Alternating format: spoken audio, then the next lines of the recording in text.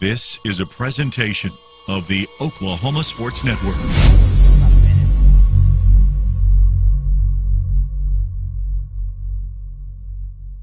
Any other use of this telecast, or any pictures, descriptions, or accounts of the game without the Oklahoma Sports Network's consent is prohibited.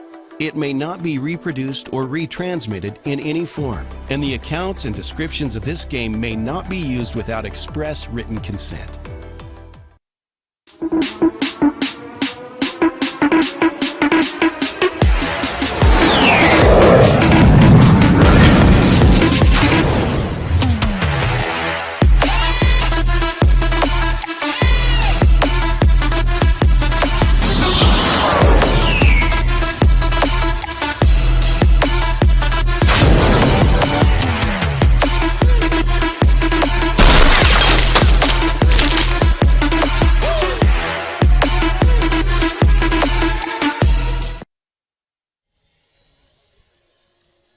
Hello and welcome, everybody. High school football is back on the Oklahoma Sports Network. 2A quarterfinal action tonight at Ray Siegfried Stadium in Tulsa, Oklahoma, the home of the Cascia Hall Commandos. It's the Marlow Outlaws and Cascia Hall tonight in the quarters. Winner gets onto the semis next Friday. Josh Calloway on hand, joined alongside by Randy Brown. Randy, my man, how you doing? It's been a good week since last week's, obviously, Marlow blowout win over Chandler. Yeah. Excited for this one. I can't wait to talk about the Chandler game, but before I do, I just want to talk about Thanksgiving a little bit. Absolutely. And the fact that, man, had so many great food, great time together with friends and family, and, man, I love Thanksgiving. I love getting together with folks, and so, yeah, it's just been super good and really, really exciting. But I'm also very, very excited to make the 2.5-hour trip here to Tulsa to watch the Marlow Outlaws play tonight. Absolutely. This game is going to – I mean, we're at a point where they're all fun. I mean, it's the quarterfinals here in 2A. It's the last Friday of November. It's Black Friday. I mean, all the games are so huge at this point. I mean, if you're still playing football at this point, you've earned it. You had to get to this point. And, look, we talked about it last week. 2A is the toughest to win of any of them. You got to win 5 playoff games to win the whole thing. In 6A right now, they're in the championship game already after 2 playoff wins. Marlow's still got 3 more to go. This one's going to be a lot of fun. Cascia Hall comes in, obviously a really good record here at home, but obviously a lot of Marlow fans here. I mean, this is everything you could want. The stage is set for a great game tonight. Yeah, if you're looking out here, I mean, this feels like a home game for the Outlaws. There's a lot of Marlow fans here. There is not a single spot in the stands that's available for you to sit down. They are totally taken, and then if you walk down to the end or either end, you would see that there's chairs set all along the fence on both sides, all along the fence. Yeah. So there's a ton of Outlaw fans here. Man, they travel well. I told y'all last week they'd close down the town and be here, and they did. And they showed up, and, man, we're ready for a night of great football. Man, great weather tonight, too, Josh. It's not bad. It feels good. It's not bad. Really good. We're outside tonight. Last week we were in the cushy press box at Outlaw Stadium in the warm. Tonight we're outside. But it's really not bad. It could be a whole lot worse. I'll put it that way. We kind of talked a little trash last week, too, about being inside in our short-sleeve shirts. This week we're in our Carhartts. We're outside. We're trying to stay warm. So, it's not as bad as it could be. It's not as bad as it could be. This is the countdown to kickoff presented by Greg Brown Farmers Insurance, serving all your insurance needs. Give Greg a call for a free quote today, 405-751-9453. That's 405-751-9453. All right, we're going to take a commercial break here. We'll come back, and Randy and I will give you the lineups, and we'll set the scene for the Marlow Outlaws and the Cascia Hall Commandos at Ray Siegfried Stadium. Stick with us on the Oklahoma Sports Network. We come from different backgrounds, with diverse interests and unique learning styles. Finding classes that fit your individual needs isn't a challenge at Cameron University. A small campus and dedicated faculty ensures there's always someone close by to guide you on your journey. Your success is our success. Your education is our mission. At Cameron University, you're not a number, you're part of the family. Coast Technology Group is your full IT managed service provider, utilizing simple, reliable technology for your home and business. Remote monitoring and management, network infrastructure, and cybersecurity, all with 24/7, 365-day live support. When you partner with CTG, you get the 150 years combined experience of our experts, helping your business grow while keeping your systems secure. All of us at Marlow First Baptist Church are looking forward to cheering on our Outlaws all the way to state. As much as we love supporting our teams, we'd love to support you and your family as together we discover Christ, develop our faith, and deploy into the world. Join us Sunday morning for life groups and worship at 8:15, 9:30, or 11. For more information, visit marlowfirst.org. Marlow First, to see every life changed by the gospel, one step at a time. Walk a mile in someone's shoes to get to know them. Work a minute on Kubota equipment from Great Plains Kubota and you'll immediately take notice of the enhanced comfort, design, and performance. Kubota equipment is ergonomically designed to improve productivity, so it doesn't matter what shoes you wear. From pumps to spurs, Kubota equipment is engineered for easy operation. So break out the high heels and dust off the cowboy boots, but leave the flip-flops inside because there's work to be done. Great Plains Kubota, the brand that works for you. Memorial Medical Group's orthopedic specialists are the most experienced team in Southwest Oklahoma. Our orthopedic surgeons are trained to diagnose and treat shoulder, knee, hip, hand, and foot conditions, as well as orthopedic trauma, sports, or work-related injuries. And they're the only ones in the area to offer Mako robotic-assisted surgery for knee and hip replacement. When you need bone and joint help, trust MMG Orthopedics to get you back to living your best life. All right, folks, welcome back here at Ray Siegfried Stadium. Josh Calloway, Randy Brown on hand. Jackie Salee tagging in to do the camera work for us tonight. We really appreciate him taking time to come join the broadcast this evening. Randy? Yeah, it's going to be a fun one right here. It's going to be a great game, man. I'm excited about it. I'm excited to be an Outlaw, man, sitting in the quarterfinals. Having to travel is never fun, Josh. It's never You're fun. a 12-0 team. You know, it actually raised some eyebrows this week. It causes people to ask questions, but that's just the way it goes. That's the way it happens. And if you want to be the best, you got to beat the best. And that means if it's at home or away, you're going to have to go someplace. You're going to have to play somebody, and you're going to have to win in order to move on. Absolutely, and it did. It erased. I saw some, not just Marlow people, saying, anything. Not that Marlow fans would complain about anything, but just, people from the state saying, what's up with Marlow going to Cascia Hall this week? That's kind of funky, but just the way the 2A bracket is written. So the Outlaws, even though they're 12-0, even though they've been the best team, or at the very least one of the best teams in 2A all season, they are on the road tonight here at Ray Siegfried Stadium. But again, like you said before, it doesn't always feel like it. There's a lot of Marlow fans in here tonight, certainly, to make this a home atmosphere. Let's start with our starting lineups here. Let's go to Marlow here first. The Outlaws on the road tonight. Of course, number 10, your quarterback, Jace Gilbert, kicker, defensive player who's fantastic. He does it all. We talked about him last week. He's got a cannon for a leg. Going to be fun to watch him tonight. Yeah. Julian Mariquin's your running back. Will Bergner, his first go-to target. Number 12, the receiver, Avery Payne. 80, Ellsworth, the other receivers. Kyle Wilson, the big tight end. Up front, you have Gus Wilson, Cody Huber, Chance O'Neal, Connor Rhodes, and Braden Ball. Defensively for Marlow, Josiah Johnson, number 3.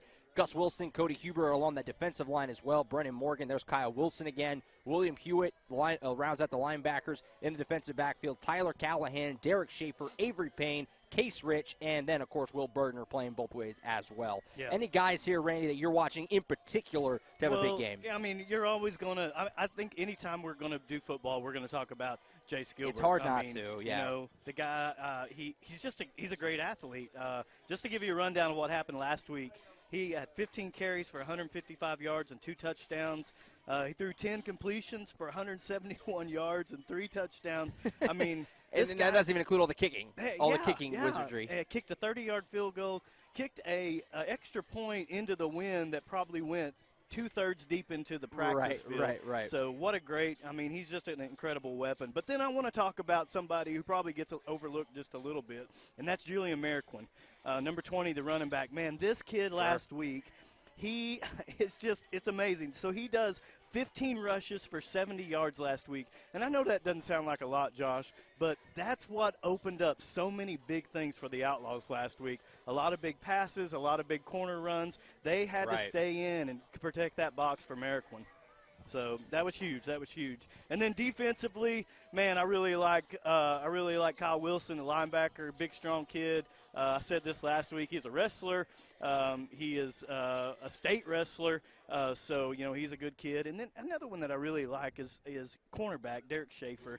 It seems like last week, every time a big play happened, Schaefer was there in the backfield, and so I really like him. And it's gonna be a good test this week for those Outlaws. Absolutely, that is for sure. As the Cascia Hall Commandos come into play tonight at 9-3, we'll take a quick look at their lineups here as well. Starting quarterback is going to be Cooper Lai. Excited to see him. I've seen a lot of good things about him. First time getting to see him play in person. Looking forward to that. Jace Ward, Ethan Clark, your running backs, along with Baxter Robertson, kind of a do-it-all guy on this Cascia Hall offense. Jake Obata, Flynn Sage, the guy who goes both ways. You're going to talk about him in a minute. He's a fun player. Harrison Bollinger, Owen Pazzo, Vincent Peters, Wyatt Griffin, and Brooks Blakemore round out the starting lineup for Cascia Hall. Defensively, there's Pazzo again on the defensive side. Bo Hansen, Wyatt Griffin, and Ethan Clark, along with Flynn Sage, your defensive front there with Jace Ward and Baxter Robertson. And then in the backfield, Jack Davis, Bryce Frazier, Gannon Murray, and Cooper Lai. Similar to Gilbert, kind of goes both ways. It's kind of that safety role after playing quarterback, goes on the other side.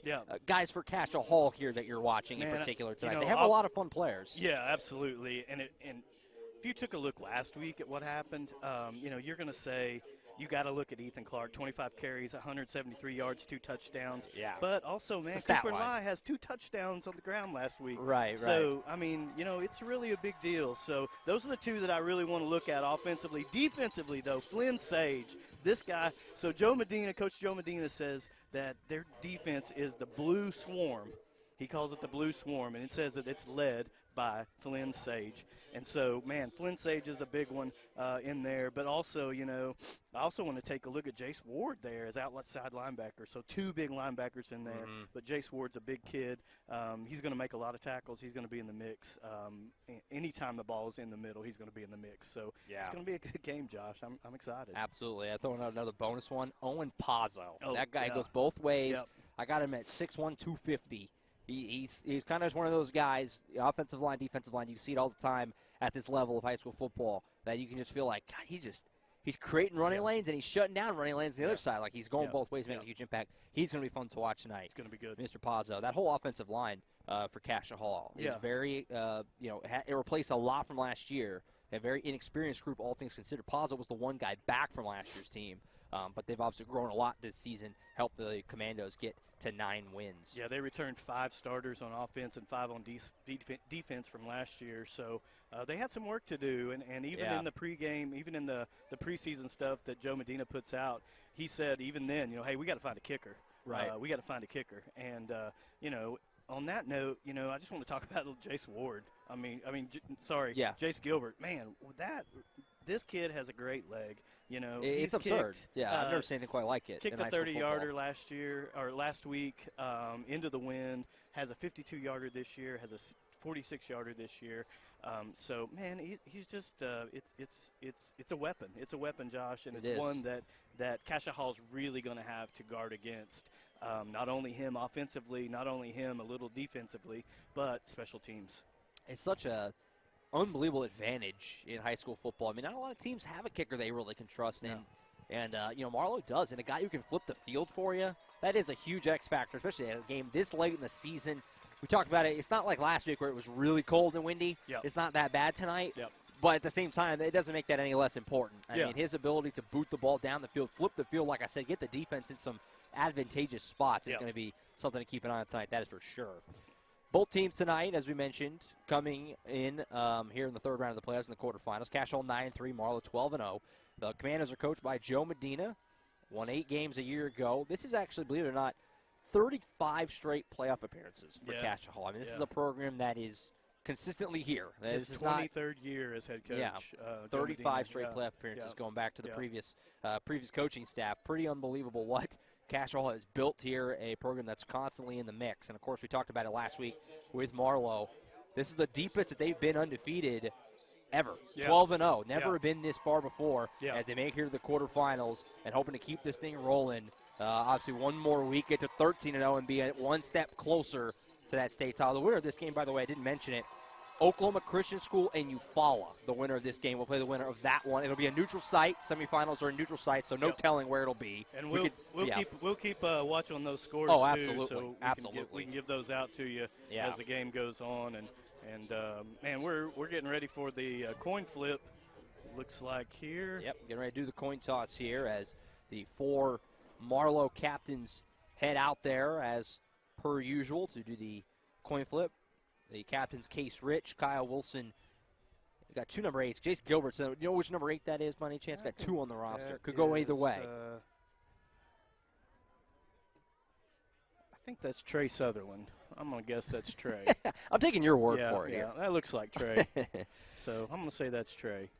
As we get ready to do the coin flip, find out who's getting the football first. Where are you at here? I'm always interested, because everybody's got a different approach to it. If you win the coin toss in your Marlow, you taking the football, or are you going to try and get a quick stop? Because this is not your normal on the road, because it's a very rare playoff game in high school football where the road team is definitively the favorite. That doesn't happen very often. This is a unique situation. Yeah, I think if it's me, I defer for the second half. I think I would too. Yeah, I want to get a look at what Cascia wants to do defensively. And, man, last week, Coach Weber and the rest of the coaching staff did an amazing job of just coaching a game. Chandler comes out and, comes down and says, hey, we're going to run it down your throat. Drive, right. And then Coach Weber and his coaching staff make some great changes and shut it down the rest of the time, Josh. Nothing else. That was it. Absolutely. That's locked it down. Marlow did win the toss and deferred. So they did exactly what we were kind of saying there. Did win the toss. They said we'll put our defense on the field first. And so the Commandos offense, led by Cooper Lai, will get the football to start this football game. We'll also welcome in our audience on Facebook Live, just tuned in with us. We appreciate you. We're going to take one last time out here. When we come back, it'll be time for football. Marlow Outlaws, Cascia Commandos next, right here on the Oklahoma Sports Network. The thing with car buying nowadays is just how many options there are when it comes to where to actually get a car. Dealerships, websites, auctions, private sellers, and so on. But knowing exactly where to get your car loan makes it all much less stressful. That's where Communication Federal can help. There's a reason we're known for auto loans around here. Lots of car options, lots of places to buy, but only one choice for an auto loan. Communication Federal Credit Union.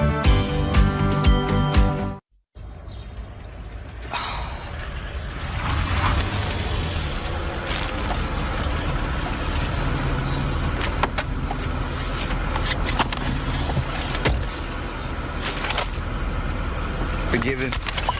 Thought so. Bundle bakery favorites like a tasty apple fritter, sweet cinnamon roll, or blueberry muffin with any size soft drink or premium roast coffee for just $3.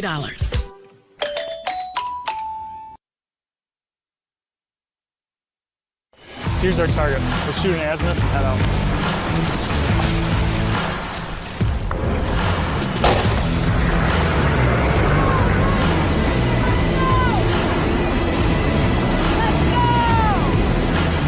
Rolling.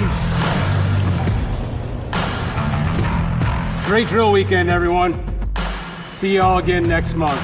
In the Oklahoma Army National Guard, you don't have to choose between civilian and military lifestyle.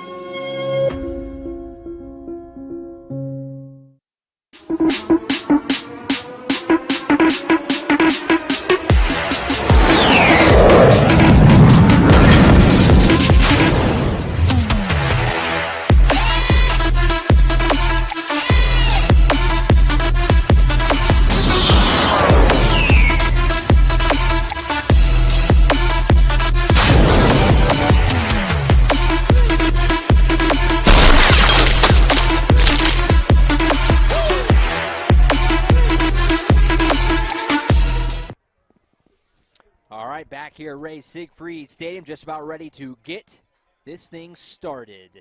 Another pretty solid sign there for the run out. Beat the pants off the Commandos. It's not quite as good as the one where Chandler gets beat.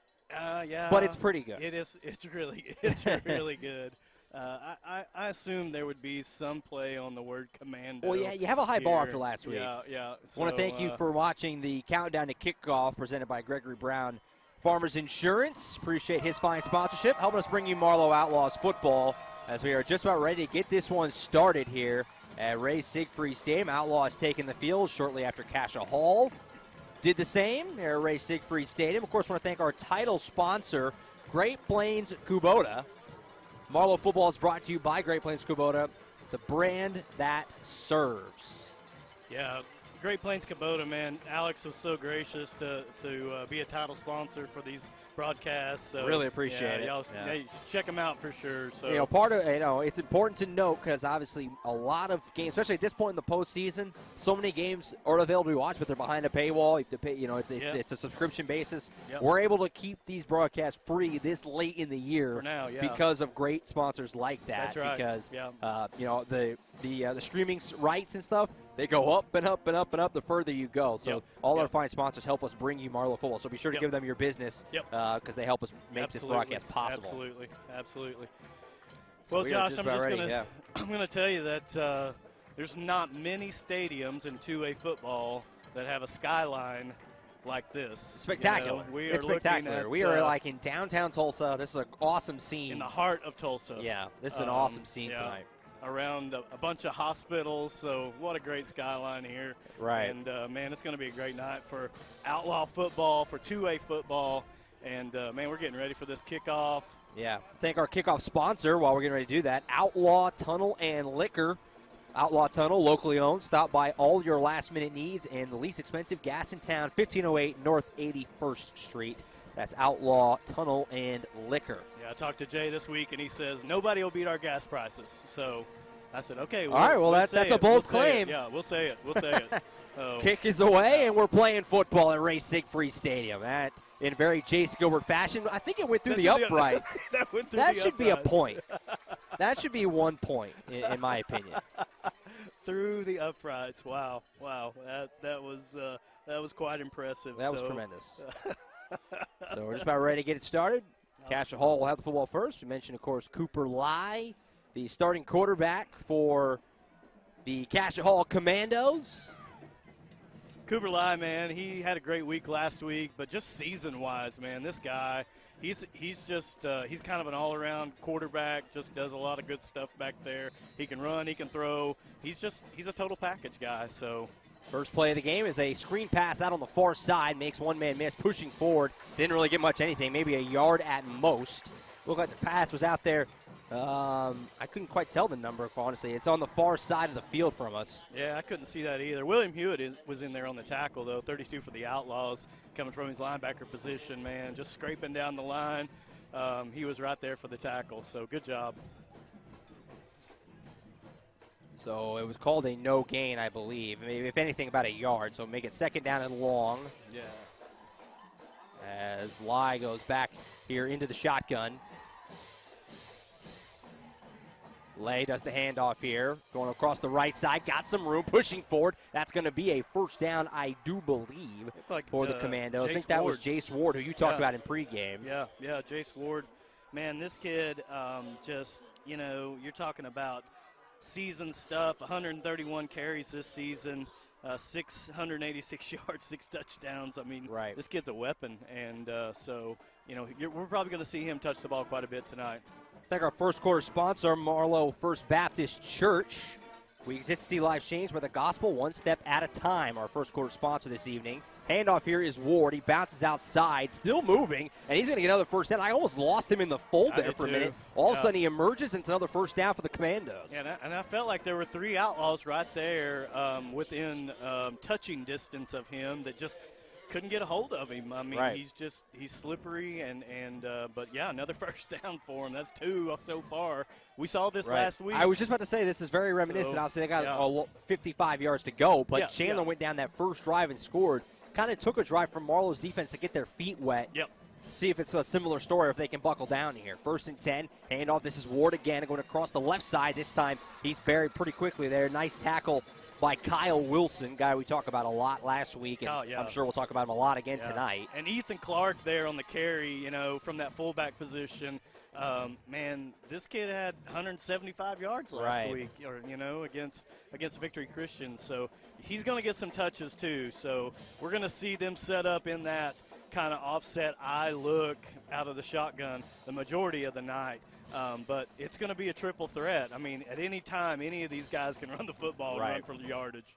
2nd and 8, handoff. This is War across the right side. Nothing. I believe I saw Gilbert in there, among others. Also looks like you saw was Gabriel Cooper, I believe, in there, number 60, in on the tackle. Yeah, Brennan Morgan's in there.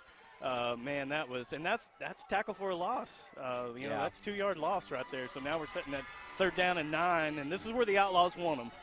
They want them to be out of what they do best, which is run the ball down your throat. They want them to have to throw the ball. They want them to have to do something that they don't normally do. So 3rd and 9, you assume Cooper Lay is going to have to throw the football here, obviously. And that's where I would go, but, I mean, if you're going for 4-down territory, I guess you could theoretically, but they're in a tough spot on the field. So we'll see what the play call here is for Coach Medina, and he wants to think about it a little bit more. Yeah, he's going to get a timeout here. Looks like a timeout's going to be taken here by the Commandos. And so we'll see how exactly this is going to shake out. And it's an interesting spot if you're Cascia Hole, because theoretically you could run the football here and play for 4 downs. Cut it in half. I mean, if you could cut it in half, you've already had 2 big runs over 10 yards. Right. So if you could just cut that in half to 5, then on 4th you'd have 4 or 5 left. I mean, that's obviously a good way to go. I mean, even if you are passing, obviously you just have to keep in mind that you don't need to try and throw for the whole thing. Yeah. Kind of to your point. If this is 4-down territory for you, then yes. Yeah, and that's something that certainly is probably getting established right now, saying if we're going for it on 4th down, here's what the 4th down play call is. You don't even look over here. We're going to get 5 yards and we're going to boom. Or what have you. So certainly a big spot early in this game for a chance for a little bit of momentum. After 23 years of coaching, I bet Coach Medina's got a plan. Yeah, he's ready for this situation, I'm sure. He's Good ready call to go. Yeah. And so he's got a plan. He's going to put it into effect, and we're going to get to see it go into effect right here. 3rd down and 9. Cooper Lay, your quarterback, really bunched up formation here. 3 receivers all right next to the line of scrimmage. Fake the handoff here. Lay back to pass. Pressure in his face. He's put down. He's sacked in the backfield. Looked like Gus Wilson, the first man there, puts him down. Brennan Morgan, Josiah Johnson, Gus Wilson, man.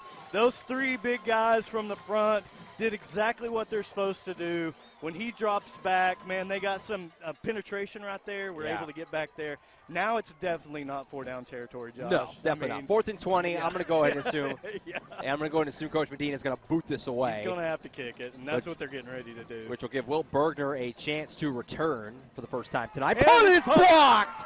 It's on the deck. It doesn't really matter who recovered it. It's going to be right there, and Marlow is just on the outskirts of the red zone. Josiah Johnson in there. William Hewitt, I think, actually got his hands on the block, on the punt, but Josiah Johnson, man, he just falls on it, gets the recovery, and look at this. Now the Outlaws are knocking on the red zone, getting ready to do something. Just outside the red zone for your first possession. The 25-yard line is pretty good first field position in the game, I would say. All day. I take that all day. That's for sure. So Jace Gilbert and this Outlaws offense can't ask for anything better here for a first place to start your first drive.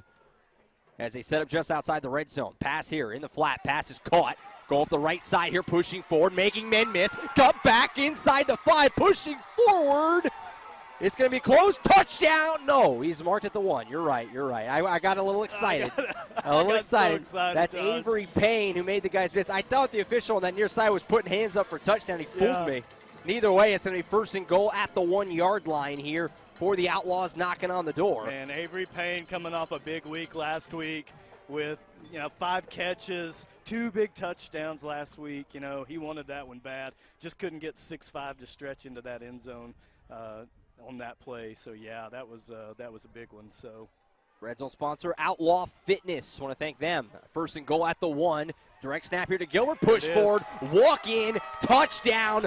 Marlow. Outlaws strike first. What a sequence for Marlow here the last few plays. Yeah, that's what you want to do. I mean, that's where the Outlaws want to be. They want to be on their side of the field. They want to be in their red zone. I mean, you don't get better field position than that. Coach Weber, must have seen something in the play films right. that said, hey, we can block a punt straight up the middle. We can send a couple of guys to get that punt block. And so, man, they did. Puts them in great field position. 2 plays later, they're scoring a touchdown, and we're looking at hopefully it's going to be 7-0. So Gilbert, after running for the touchdown, changes the shoe. Kicks the extra point right down the middle. And just like that, 7-0, Marlow leads it over Cascia Hall with 8:05 to play in the first quarter. Timeout on the field. We'll take 1-2 and be back here on the Oklahoma Sports Network, Cascia Hall and Marlow tonight. We come from different backgrounds with diverse interests and unique learning styles. Finding classes that fit your individual needs isn't a challenge at Cameron University. A small campus and dedicated faculty ensures there's always someone close by to guide you on your journey. Your success is our success. Your education is our mission. At Cameron University, you're not a number, you're part of the family.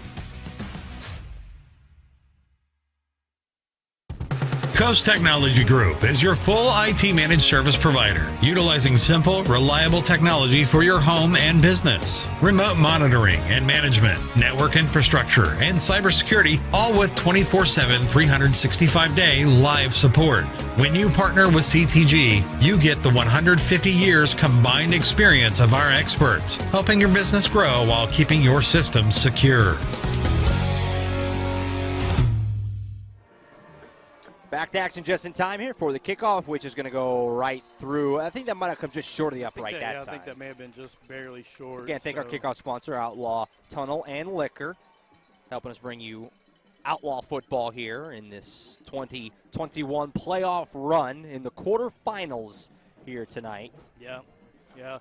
Quarterfinals, man, this feels like football weather, Josh. I mean, it does. It's perfect out here. Obviously, we're outside, but, we're just in a jacket, and it feels good. It feels like football weather. So 1st and 10 at the 20 here for Cooper Lay and this Cascia Hall offense. Handoff here. I think this is Jace Ward, and it looks like he's going to be wrapped up and tackled all over it. There was Josiah Johnson, guy whose name we said a lot last week. Yeah, we're going to be calling it a lot again tonight. When you're talking about defensive ends and this is the thing that the Outlaw defense has to do. These defensive ends are going to have to stay at home because there's so much switching and there's so much misdirection in that backfield. These defensive ends are going to have to stay at home. So we're going to count on Johnson. We're going to count on Brennan Morgan to hold their position, hold your position, make tackles. Call that a 1-yard gain. So it's going to be 2nd down and 9 here for Cascia Hall. Already feels like a big drive for the Commandos to try and respond. Don't want to fall too far behind this suffocating Outlaws team and the way these fans can get kind of on you. And we got whistles here right at the snap. I'm not sure what the call is here. Did Cascia Hall sneak a timeout in? They did. Yeah, that's already the second timeout here for Coach Medina. Yeah, it seems a little fast, but if folks aren't in the right position, it's 2nd down and long. You got to get a timeout if things aren't looking right to you. I think that's what Coach Medina had to do. Get a timeout, get everybody over. Let's get everything straightened out. Let's try to get some yardage here on 2nd down. Yeah, to kind of finish the point I was making a second ago is, it's early. It's the second offensive possession of the game for Cascia Hall here, but it feels like you need a response of some kind already. The way that, these Marlow fans, there's a lot here, as we thought there would be. Yeah. It's just as many, it's 50-50 at least, I would say, the crowd here tonight as far as which side is more packed to the gills. We're poked in over here. You need to kind of avoid getting in too much of a hole here for Cascia Hall in my mind. Absolutely. So here's Lay in the shotgun again, 2nd and 9. Handoff here will be given across the right side, pushing forward, breaking some tackles, and coming just shy of the first down. Pretty good run there for Cascia. Ethan Clark, who you talked about in the pregame show, a bit of a workhorse for this Commandos team. Gets a good carry there. Yeah, Hewitt in there on the tackle again. Wilson in there in the tackle again. So, these guys are 3rd down, man. 3rd down to 2.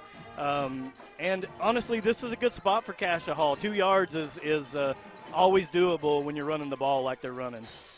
3rd down and 3 here. Big play again for this Commandos offense. And did they take another timeout? So conversation here. Sure I think the Commandos might have taken their last timeout. They did. The Commandos have taken all 3 timeouts in not even half a quarter. We got 6:46 to play in the first quarter, and Cash Hall is smooth out of timeouts. Yeah. I'm not sure. I don't know if I've ever seen that. Well, and I don't see anything different by the Outlaw defense than what we saw last week. Right. They're still running the same defensive scheme. They are moving some guys around a little bit up front, but scheme-wise, it still looks like the same scheme that we saw last week. Right.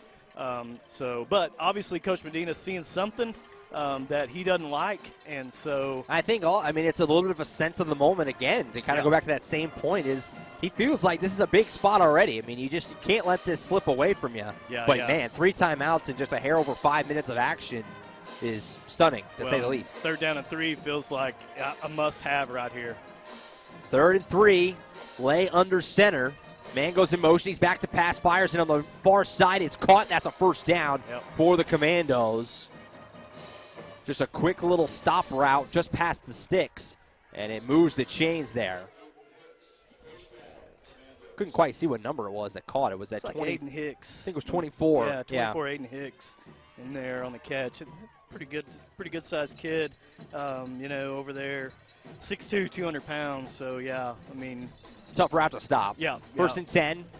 Handoff is faked. It's a little misdirection. Now goes around the far side, pushing forward, getting across the 40 down right near the first down sticks again is Baxter Robertson. We touched about him. Just a touch there in the pregame. Was their leading rusher last season. Yeah. Baxter Robinson is, he's just been the go-to guy this year. He's, some film that I watched on him or on Cascia Hall. He was the workhorse, and he was getting a ton of carries, getting a ton of yards, and so they're getting him in the action now, getting Robinson into the action now. Call that a 9-yard gain, so 2nd down and 1 at the 41, 6:18 to go first quarter here at Ray Siegfried Stadium. Back to pass, Lay, looking for a shot. He's going to fire deep. He's got a man one-on-one. It's caught at the 30, and then broken up. Will Bergner planted him out over the middle. It was intended for Flynn Sage, who we talked about goes both ways. A big kid took a shot from Will Bergner, and it goes incomplete. Bergner, Jace Gilbert right there, and, I mean, they just separated him from the football. That was Bergner coming across. That was a hit. Yeah. And that, so close Cascia was to a huge play. Puts him down inside the 30. Yeah. Now they have a little momentum. Instead, Bergner just separates him from the football. That was big time. That was a big time hit. QB sneak here from Cooper Lay. I think it worked. Yeah, I think it's going to depend on that spot, but based off where that far official is, I think that's a first down. It is. First down for the Commandos. Move the chains. Yeah, they're sending them, definitely. First down. And that was a good call. Let's put that pass play behind us. Let's get a first down. Let's start over with fresh downs, and let's get back to our game plan of what we're going to try to do here. And so that's exactly what Cascia Hall is going to do here. 1st and 10 for the Commandos at the 43, 5:44 and counting to play in this first quarter. Josh Calloway, Randy Brown with you on the Oklahoma Sports Network. 2A quarterfinals. Looking to get one step closer to a shot at the gold ball at Watland Stadium in 2 weeks' time. 2 weeks away. In the 2A state title game. We'll see if Marlow will be playing there that day. Off to a good start here tonight. 1st and 10 at the 43. Handoff here, makes one man miss, makes another man miss, pushing forward. And about the 45-yard line, that's Jace Ward. Ward on about a 2-yard gain. Brendan Morgan in there on the tackle. Man, that's, like I said earlier, a defensive end position. He's going to have to stay at home, and that's exactly what he's doing. Cascia Hall early are seeing a lot of, misdirection, a lot of trying to fool Marlow a little bit. Hasn't worked for the most part. Yeah. Got a few guys you trust. You got Robertson and Ward and Clark. They have a lot of guys they trust to get the football to. Yeah. 2nd and 8. Lay takes it. And again, with some misdirection here, it's going to end up in the hands of Robertson, pushing forward across the 45 for a short gain. And it sets up a 3rd down and long. And this is, honestly, Josh, this is what I've seen as I go back and watch some of their former games from earlier in the year. It's a lot of misdirection. At any time, there's 3 or 4 guys back there who could have the football and who could be running for 10, 15, 20 yards. Right. Know? So that's exactly what they're doing, exactly what they're trying to do. But they're throwing in some stuff here, like now we're at no back, shotgun quarterback, Right. so it's all different. 3rd and 6, lay back to pass. He'll fire on a slant route, and it's knocked down at the line. Was that Johnson who got his hand on it? Josiah Johnson gets a big old bear Just paw swatted up there. down the pass, and now Cascia Hall's in a real tough spot here, 4th and 6. And I think they're bringing on the punt unit. That was a lot of substitutions to not be the punt unit. Yeah, I think it is the punt unit, unless they Bergner have a 4th is down unit. heading back to return. So looks like Cascia Hall will punt this away. So a good stop there by Marlow. Looked like the Commandos had maybe a little bit of momentum going, but Outlaws stick it down and get the stop. So Cascia will punt this away. See if Marlow and a high snap. go. Oh, what a great catch on the snap. Holy Punt's cow. going to be kind of straight up, but all things considered, not bad at all for Cascia, as Marlows will set up on about the 36.5. Did you see that catch? Who is the punter? Jack Davis, number Jack 13. Davis needs to be a receiver.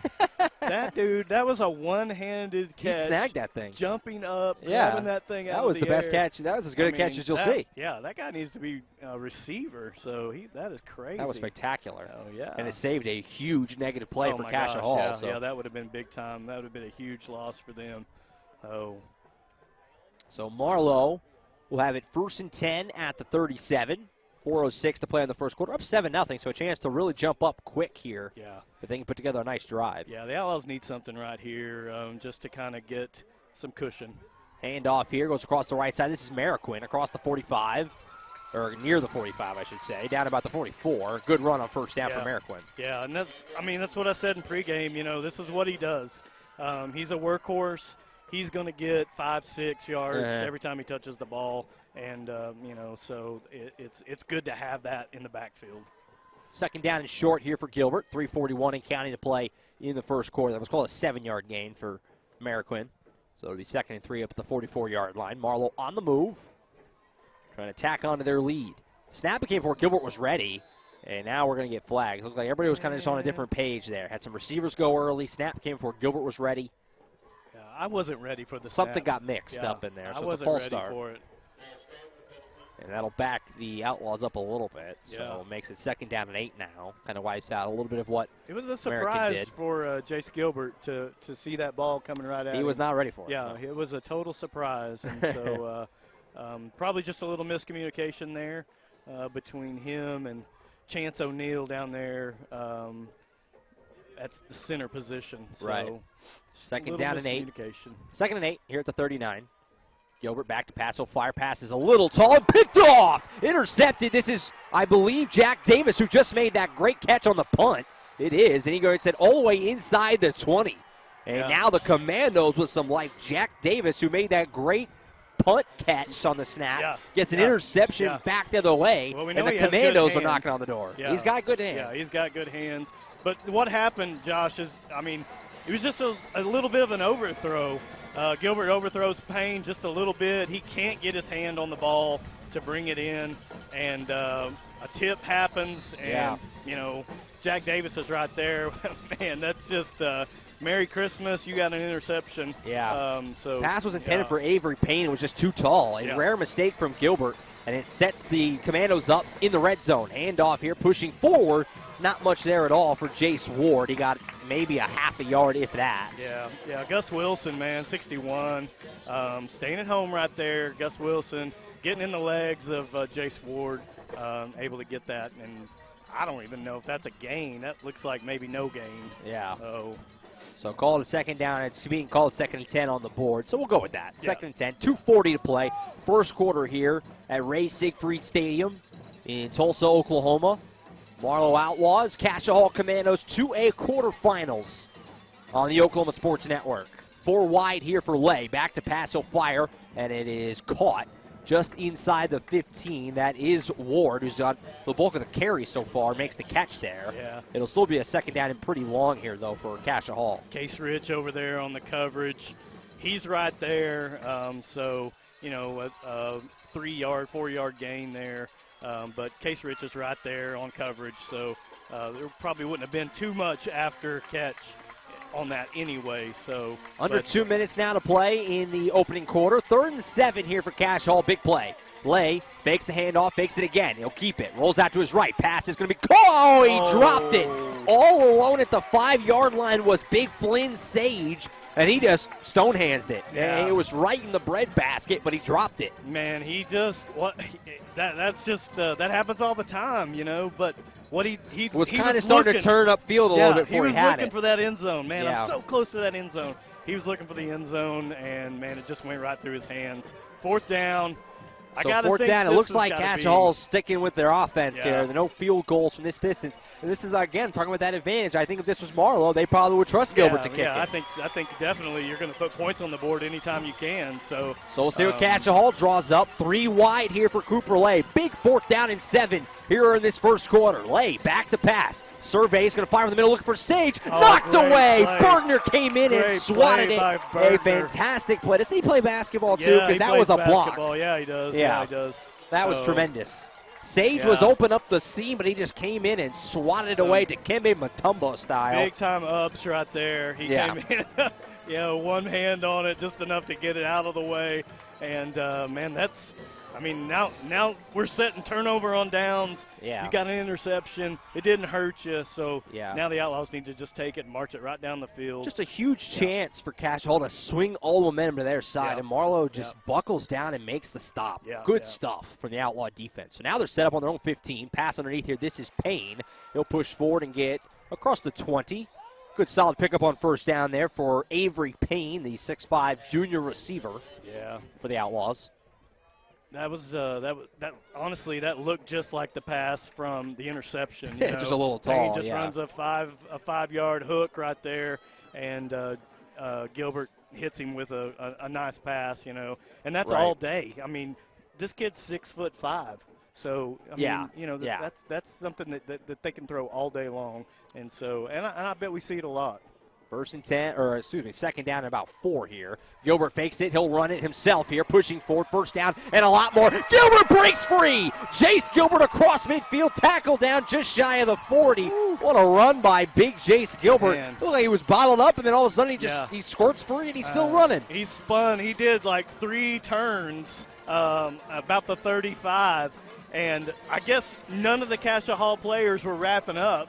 Right. And so he just made 3 turns. He's somebody you got to finish your tackle. Oh, my gosh, yeah. And then the next thing you know, he's free. And you know, man, I got excited there for a second. I thought that may go the distance. That might have been for a second, like might have a 79-yard touchdown. Instead, he'll take the big run all the way up to the 41-yard line. 40 seconds to go in this first quarter. So just another play, maybe 2, depending on how this shakes out. 1st and 10 to 41. Gilbert will fake it. Now he'll roll out to his left. Gilbert got all kinds of room over there, and he sees it. He's going to run for the sticks here. Diving forward, runs through a man, and he's going to be right at the marker. I think he's going to be called just shy, but we'll see. Gilbert lowering the shoulder there. Not your typical quarterback. Jacob Otto over there. Yeah, Jacob Otto over there on the tackle. He finished that run like a running back, a lot more than a quarterback. Oh, yeah. It is going to be 2nd down and real short. 2nd about a 1. This is where you want to be, on the right side of the chains. You know, you're definitely, I feel like the Outlaws are sitting in 4-down territory here. But, you know, 2nd and 1, this is a good time to give Merriquin a call and let him make it happen here. Gilbert on the keeper here, pushing forward, gets across the 20. I think that's a 1st down. He's right at the 20-yard line. It's definitely going to be a 1st down. Gilbert with just fake to Merriquin, you know, just enough to hold the defense there. There's a big hole right there. Him and Merriquin head right up in it, and he gets a 1st down there. That's exactly what the Outlaws wanted to do. Come in, get that 1st down, and now you're setting a 1st down and 10 at the 30. It looks like that's going to be the last play of the opening quarter. Very good start here for Marlow. Defense looking good. Offense looking good. It's all good so far, and they're on the move. At the end of 1, it's Marlow 7, Cascia Hall 0 on the Oklahoma Sports Network. All of us at Marlow First Baptist Church are looking forward to cheering on our Outlaws all the way to state. As much as we love supporting our teams, we'd love to support you and your family as together we discover Christ, develop our faith, and deploy into the world. Join us Sunday morning for life groups and worship at 8:15, 9:30, or 11. For more information, visit marlowfirst.org. Marlow First, to see every life changed by the gospel, one step at a time.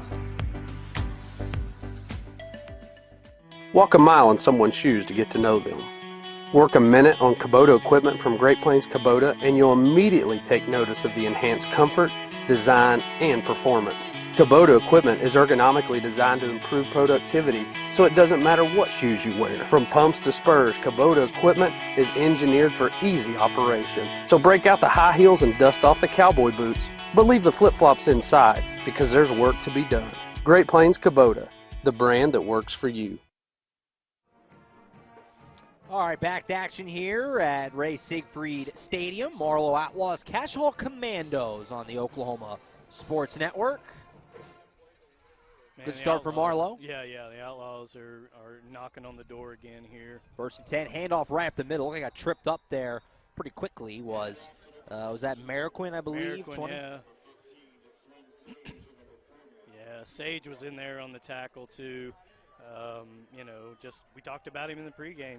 They said he's a big leader on this defense, and he's going to have to make some tackles, and that's exactly what he's doing. He's in the mix. He's making tackles, so that's good news for Cascia Hall here. Thank our second quarter sponsor, Giuseppe's, 203 West Main in Marlow. Great Italian food. You talk glowingly of it. Oh yeah, man, I love that place.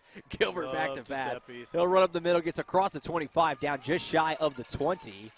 And it's going to be a 3rd down and short here for Jace Gilbert and the Marlow Outlaws on the move. Yeah, I felt like he was looking for Bergner back in the corner, and just Bergner wasn't open.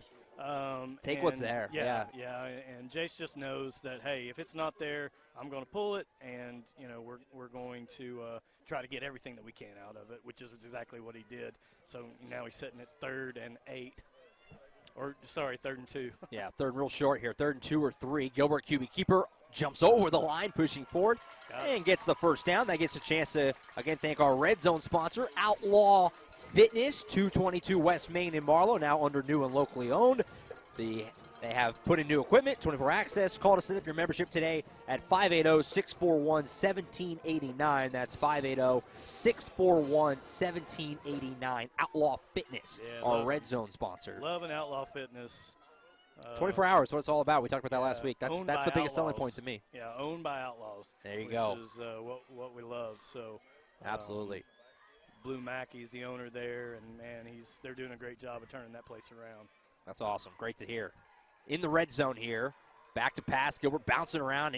He's somehow going to get 3 or 4 yards out of this. We have a really late flag. We have not had, and knock on wood in a big way here, we have not had very many yellow hankies so far tonight. This may be close to the first one. It may be the first one. Yeah, it's going to be a hold on Marlow. Yeah, the second one, I know Marlow was offside, so it had that's right. A legal procedure. That's correct. So, but as a hold on the Outlaws, that'll negate that play and push them back out of the red zone. That hurts. So it'll be 2nd down and long here. 10:03 to go in the 2nd quarter. Josh Calvary, Randy Brown, Jackie Salee on the camera for us this evening at Ray Siegfried Stadium in Tulsa. Man, if you're thinking about the other side of the bracket, Eufaula OCS, Eufaula's is up 14-7. Second quarter. That's obviously the winner of that. Gets the winner of this one here. And again, we don't know where that game will be. It'll be neutral site. Could be really anywhere in Oklahoma. A trick play here. Gilbert was split out wide. He gets it on an end around. Now he's searching down the field. Pressure from behind, and he's dropped. Good job by the man we've been talking about, Flynn Sage, sticking with the play. He got knocked down. He was blocked out of the play, but then he came swooping back around, made the big tackle. Yeah, and that's exactly what Coach Medina was saying when he's calling it the Blue Swarm. That was a Blue Swarm. Yeah. He's just saying stick with it. Don't ever give up, and that's exactly what Flynn Sage did. He was out of the play, came back into the play, gets the tackle. Absolutely. And that was a big play for the Cascia Hall Commandos. So you pair the penalty with that big sack. It's now 2nd down and 27 for Marlow. 2nd down and way back at the 35. Yeah. Gilbert takes it. He'll roll out to his right. Got a lot of room here. He's looking deep though. Bombing, looking for Bergner. Incomplete. A lot of contact, and he's going to draw the flag. Bergner and the quarterback for Cascia Hall, Cooper Lay, kind of got tied up there. And that's a big call going to go against the Commandos here. It looked like Lay was just in his way. I think Bergner was just trying to get by. and Lay was just in I his think Bergner way. did a nice job of kind of selling the contact a little bit, too, which is what you have to do. That may have been a little bit, but definitely Lay was there in the way a little bit, and so I mean, I'm an outlaw, so I'm okay with it. It's a heady play, heady play, and this is one of those situations where if you're Gilbert, you're saying, I got my guy down there, I'm just going to throw it and see what happens. Yeah. Trust my guy. Yeah. And he went and drew a penalty, although there is still a lot of discussions being had about this. Talking about the longer this goes, the more you feel like it could get picked up. So we'll see. I'd be surprised if it does, but I mean, we'll see what the call is, and they are going to call it. Interference. Oh, it goes against Marlow. Wow. I'm surprised by that. I don't really. That's surprising. I'm not sure how that plays out, but they don't call out numbers or anything, so not necessarily against Bergner. Yeah, it could have been anywhere on the field. But as far as the play where the ball was, it makes no sense. If anything, you could say, okay, there wasn't enough contact to call defensive. Yeah. But to call offensive, I didn't see that. Of course, we're not going to, it's not an official ripping session by any means. It's not what we expected. Yeah. I wasn't expecting that. And honestly, the Outlaws weren't expecting it either. No, they were already moved up. They already had moved up the field. So now you're setting that 2nd down and 42 from midfield. That's got to be the longest down and distance I've seen this year. This is like a 2nd and 42. Of a mile. You got to go the whole field here. But don't put it past this offense. Gilbert, he'll fire it. Here's Bergner on a little screen pass, just trying to get some of it back. Bergner makes a man miss, gets up to about the 42, called about an 8-yard gain. Cuts into it a little bit. Yep. Might get a test of Mr. Gilbert's leg here, Andy, depending on what happens on this next play. I'd like to see that. I'm Jack cool with Davis over there, though, again on the tackle. He's been Cascia Hall's MVP so far. Yeah, that great save on the punt, the interception.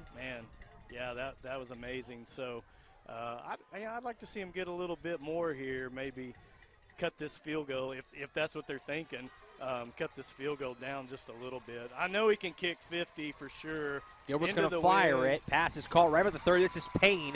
Makes one guy kind of slides by him for another yard or so, but nothing more. So he gets inside the 30. So they did get a lot of it back. Yeah. But you're still looking at 4th and real long. So now this would definitely be one of the longer field goals I've seen attempted in high school football. It'd be about a 46-yarder from there. This is going to be a big time. I'm excited for this. This is what we kind of been waiting for, is to see Gilbert. Most high schools would never dare attempting a kick from this far. Yeah, we've been talking about it, all the last 2 games. Right. 52, 46, 42, 37, 39, 37, a 30 last week. Let's see what happens here. Huge opportunity here. A 46-yard field goal. It's definitely got the distance, obviously. And it is good. Just something you don't see in high school football. 10-0 Marlow on that bomb field goal from Jace Gilbert. Is now 10-0. We got a point on the board. We have stoppage of play. We'll take 1-2 and be back. You're watching Marlow Outlaws, Cascia Commandos on the Oklahoma Sports Network. Memorial Medical Group's orthopedic specialists are the most experienced team in Southwest Oklahoma. Our orthopedic surgeons are trained to diagnose and treat shoulder, knee, hip, hand, and foot conditions, as well as orthopedic trauma, sports, or work-related injuries. And they're the only ones in the area to offer Mako robotic-assisted surgery for knee and hip replacement. When you need bone and joint help, trust MMG Orthopedics to get you back to living your best life.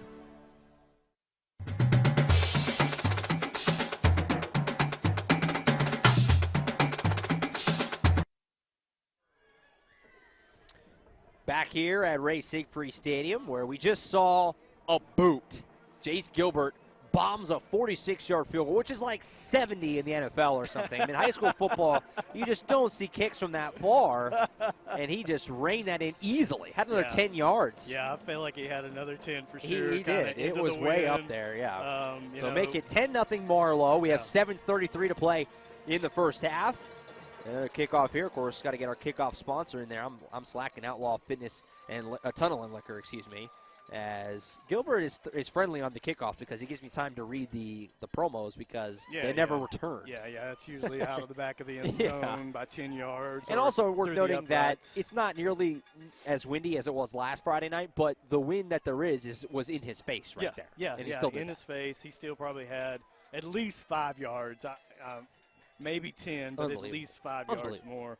So, man, and you know, we talked about it early in the game, what a weapon he is. He is. I mean, that's 3 points that almost every other team in Oklahoma, regardless of class, would not have got. I mean, it's a huge advantage. Yeah, that's exactly what it is. 1st and 10, Lay will fire it out in the flat here. Pass is caught, scooped up, and he across the 35-yard line there.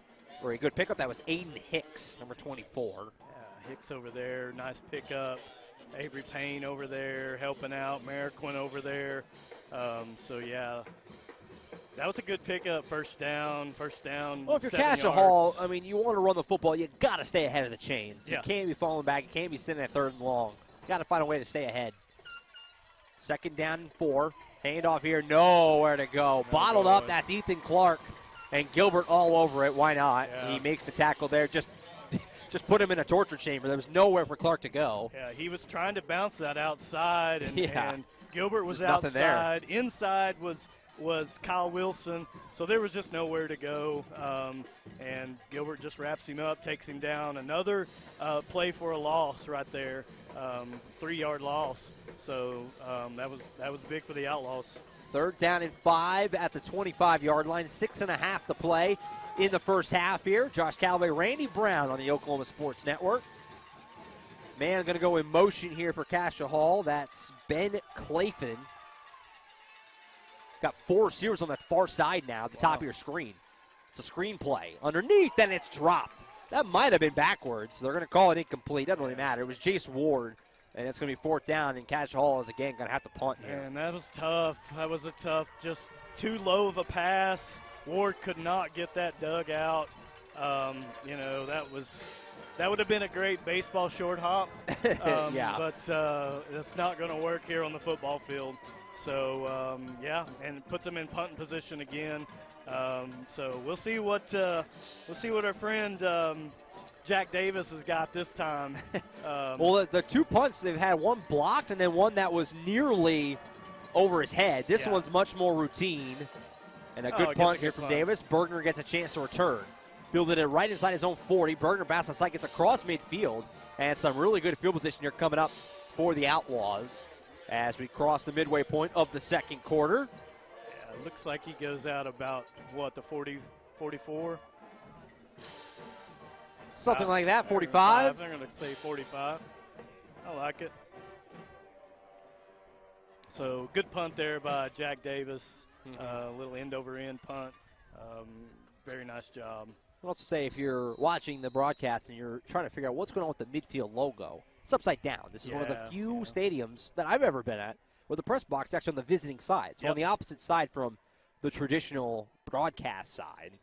Yeah, and I wish we could take a picture and show y'all. We're amongst friends here because we're in the Marlow section. How crazy these stands are. Handoff to Mariquin. Not much here. He's going to lose a couple, actually, as Cash Holder did a good job closing up the running lane. And there's a lot of fans. I mean, you mentioned how far did you do? About 2.5, 3 hour drive. Yeah, it was a good 2.5 hours for me. So from Marlow today, and it's I'm going to say there's a lot of people here. Say 3? I don't know. It's a lot. I don't know. There's a ton of people. I mean, here. it's packed. It's packed. There's lots of people, like you said. You know, chairs kind of around the fences. Yeah. It's hard to quantify. Lots of people on both sides, kind of standing around. There was a blue convoy on the way. Oh yeah. Back to pass here is Gilbert looking out over the middle of the field. He's got Payne, and it goes off the hand. So the drops have become a little contagious here tonight. Both teams have had a few get away from them. Yeah, I think the same thing there. I just feel like Payne was kind of looking ahead and took his eye off the ball for just a second. Man, that was that's all it takes. Yeah, that's all it takes. So, but he'll get another shot at that. He'll get that one back. I know he will for sure. Boy, Marlow feels like they've been so close to some really big plays. Yeah. Cash Hall's going to be counting their blessings right now. They're not down more. Yeah, for sure. I mean, they got a chance here. I mean, it's 5:19 to play until halftime. 3rd and 12. They got to half down 10-0. That's a win. Gilbert back to pass. He'll fire, and it's going to be caught by Payne. Just shy of the marker. Dives for it. He's got it. He didn't dive. He stayed on his feet, and Payne's going to walk it in. Touchdown, Marlow, 53 yards. How did he stay up? Man, I tell you what, it does pay to be 6'5", and he's just hard to get down. He may not weigh but 225, but he's just a tough kid to get down. I mean, that's hard to pull down a 6'5" kid. So, man, great job by Avery Payne. Staying in bounds, staying on the run, getting a big-time touchdown. Man, it's going to make the Outlaws up 17, I think. Yeah, that was unbelievable because, you know, it looked like he was going to be wrapped up short. Then it looked like he might be able to dive for it. He stayed on his feet completely and just wouldn't house the thing. Unbelievable play by Avery Payne. 53-yard touchdown. Gilbert tacks on the extra point. It's 17-0 Outlaws right now rolling here at Ray Siegfried Stadium. A lot of game left, but right now they're in control. Take a timeout, be back. Cashaw's offense coming back out on offense after this on the Oklahoma Sports Network. Here's our target. We're shooting azimuth and head out.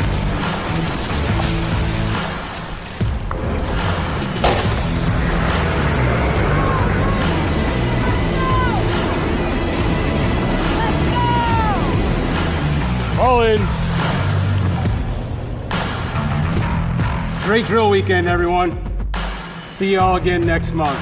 In the Oklahoma Army National Guard, you don't have to choose between civilian and military lifestyle.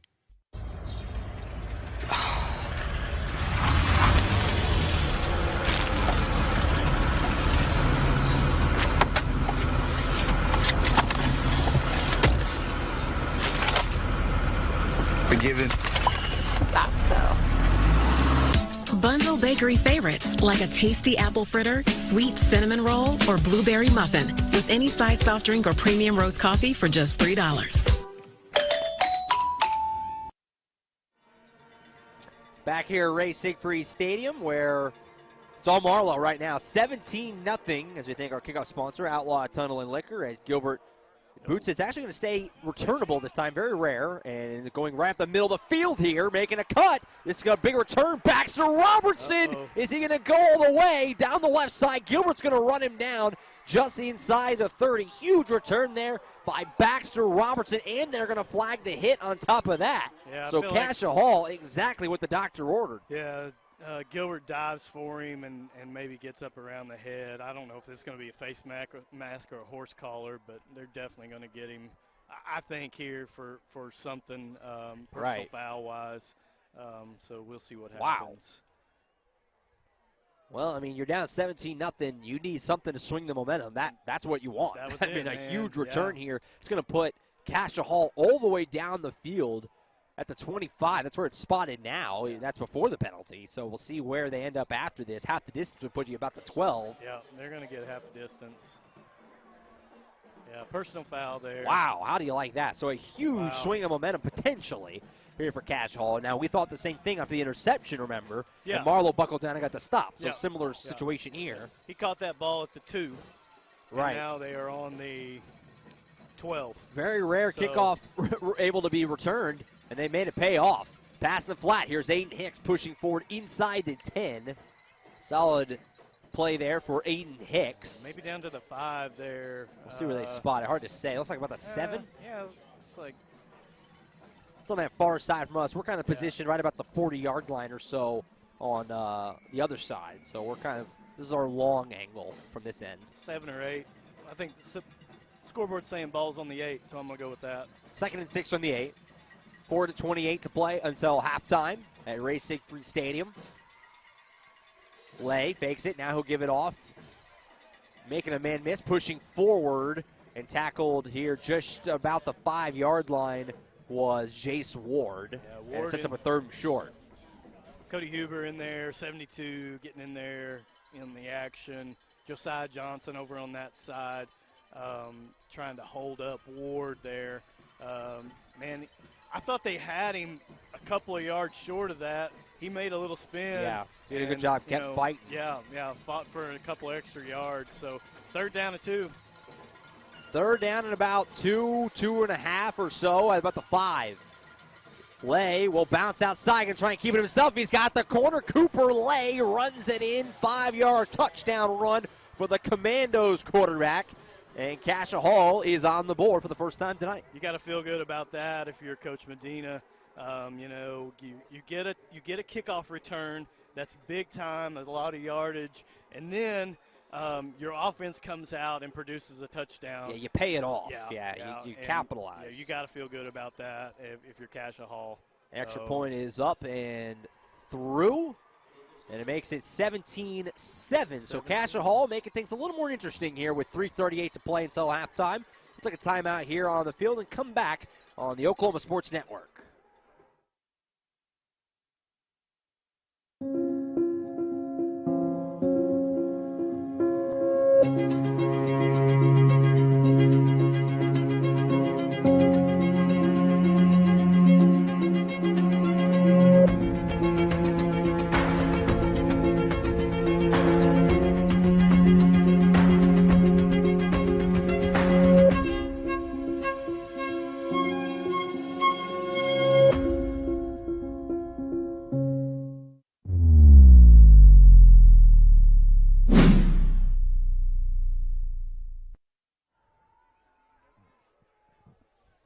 All right, back here at Ray Siegfried Stadium here. A little slow playing the ensuing kickoff. Gives us a chance to kind of catch our breath here from a lot has happened in the last 5 minutes.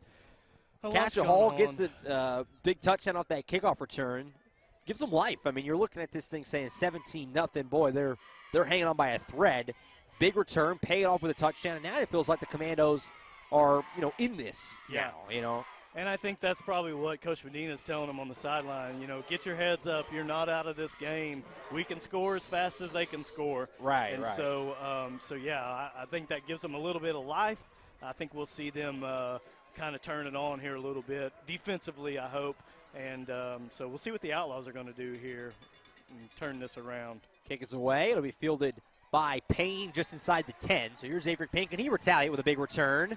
Makes a man miss, goes up the right side, pushing forward, cutting back across. So there was a lot of room there for a moment. If he didn't get grabbed, he might have had something. Still a very good return out near the 40. Yeah. And that's what Marlow will set up with 3:27 to go until halftime. Yeah, return out to the 39. I mean, that was a great return for Avery Payne. And it's 3:27 left in the half. It's time for the Outlaws to do something here. They need to make something happen here. Let's get some more points on the board, and let's go into halftime knowing that we're going to get the ball. For sure. Second half.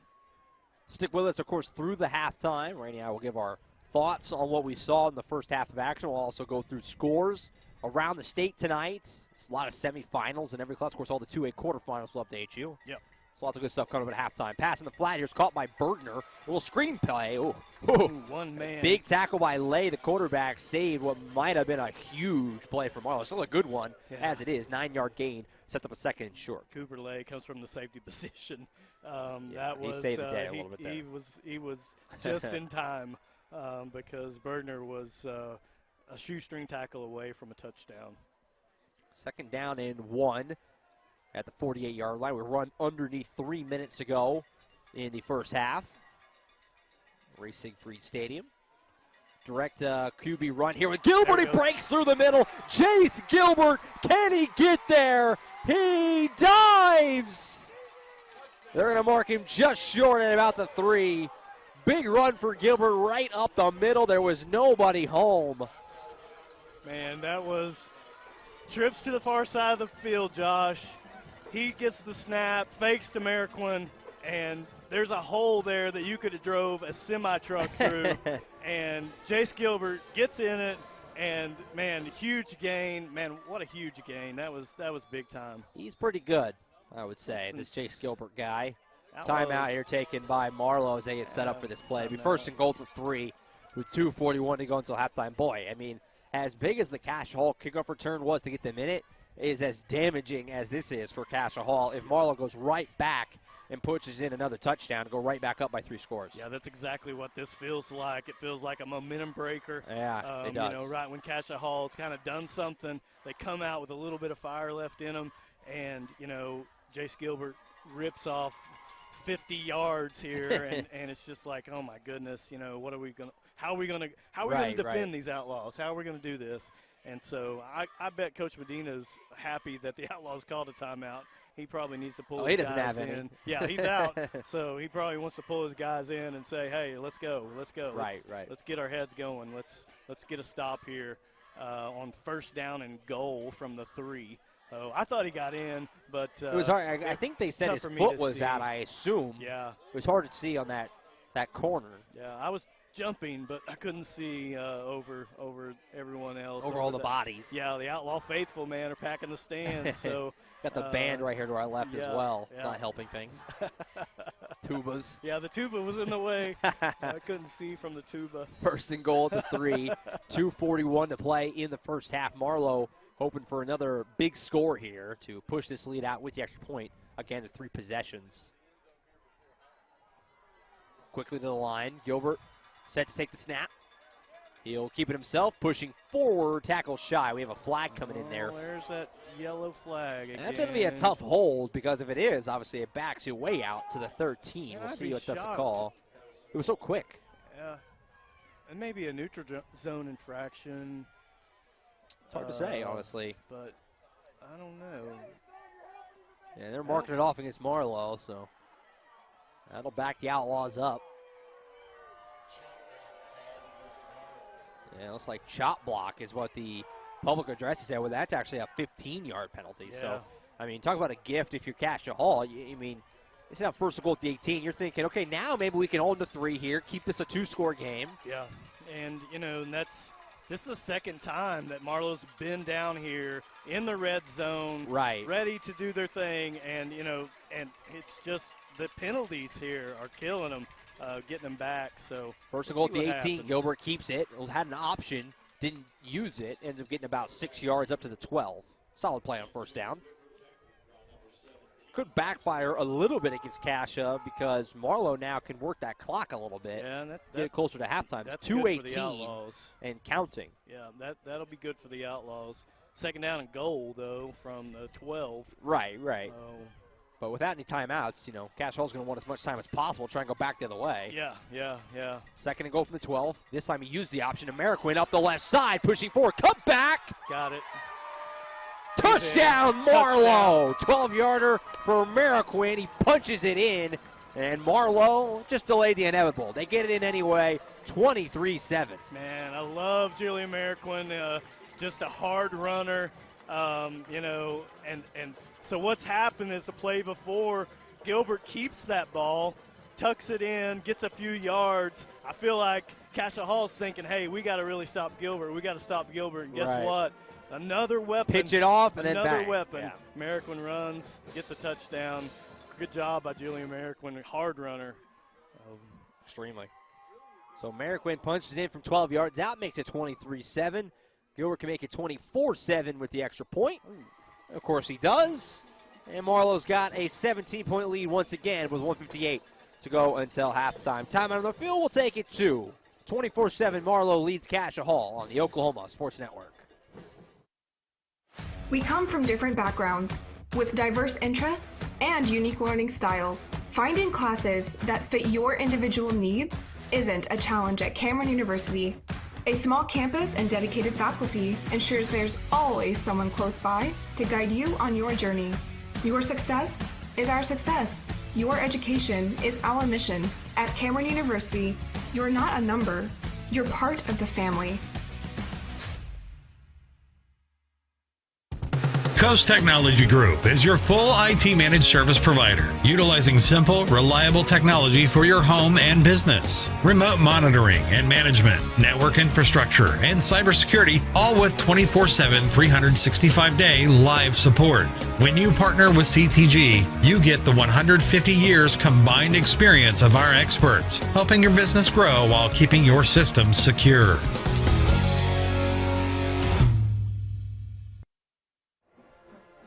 Back here at Ray Siegfried Stadium as Marlow strikes again. They lead it out 24-7. Get ready to do another kickoff. Means we thank our kickoff sponsor again, Outlaw Tunnel and Liquor.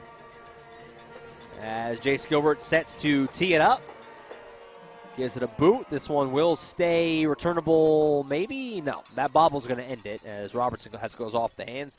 Doesn't get a chance for an encore to that big return he had earlier. Yeah, I really don't want him to touch the ball again from his kickoff returns. He has some good speed.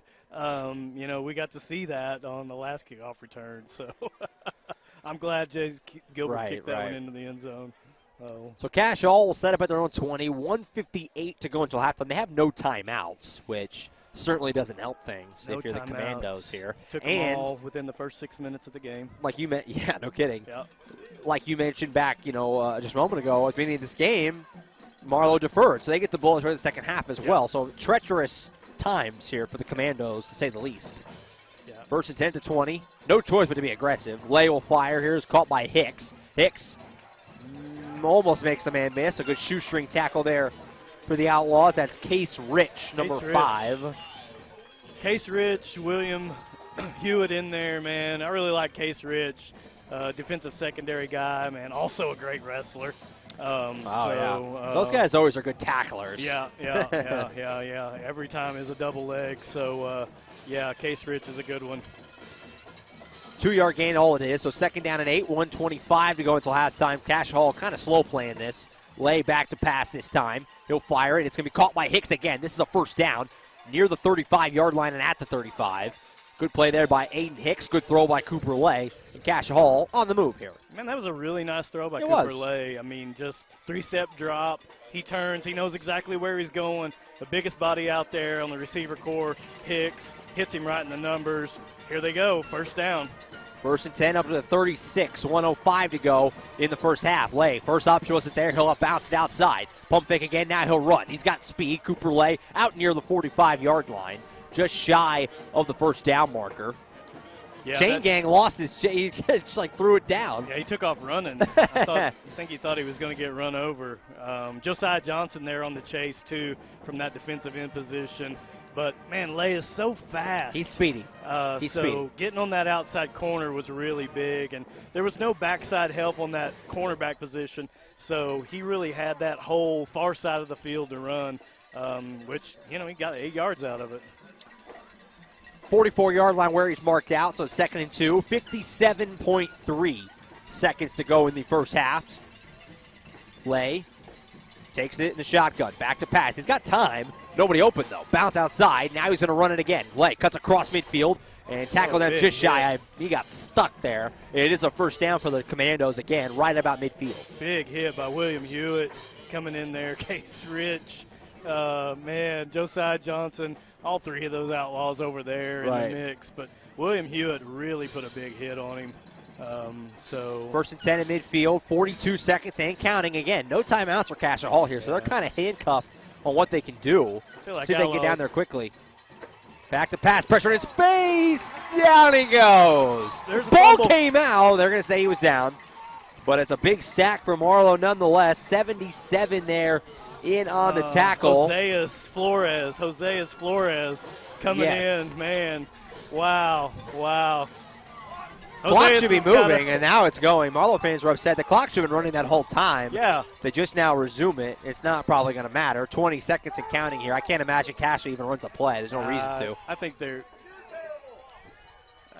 going to take their losses here. Yeah, you're flirting with disaster if you do anything else. Yeah, so Marlow, outside of a big kickoff, really dominates the first half of this game. They lead it 24-7 at the end of 2 quarters.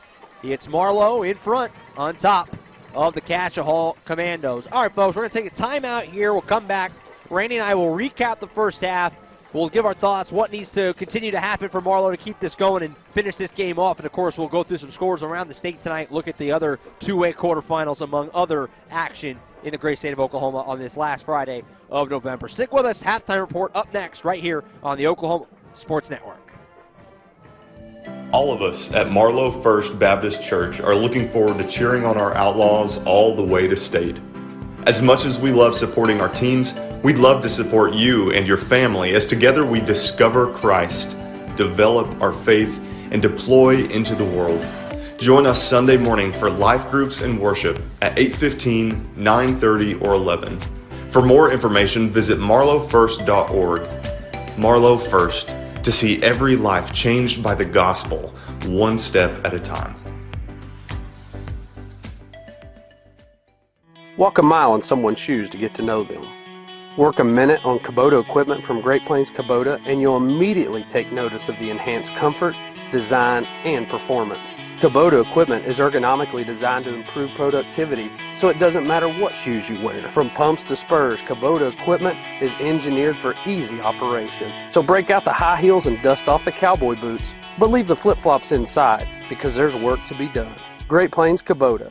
the brand that works for you. Memorial Medical Group's orthopedic specialists are the most experienced team in Southwest Oklahoma. Our orthopedic surgeons are trained to diagnose and treat shoulder, knee, hip, hand, and foot conditions, as well as orthopedic trauma, sports, or work-related injuries.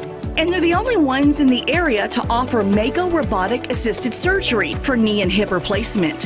When you need bone and joint help, trust MMG Orthopedics to get you back to living your best life.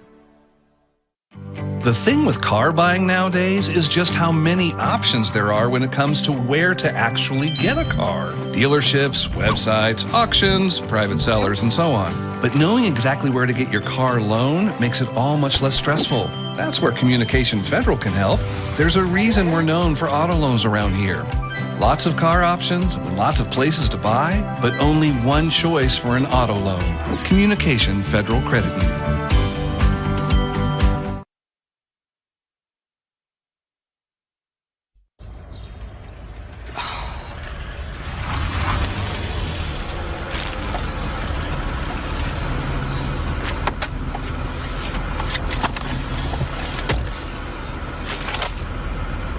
Forgiven.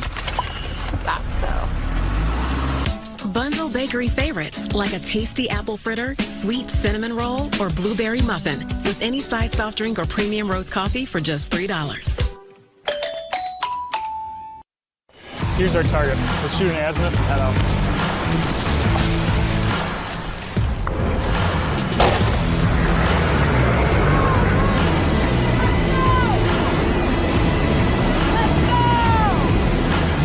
All in.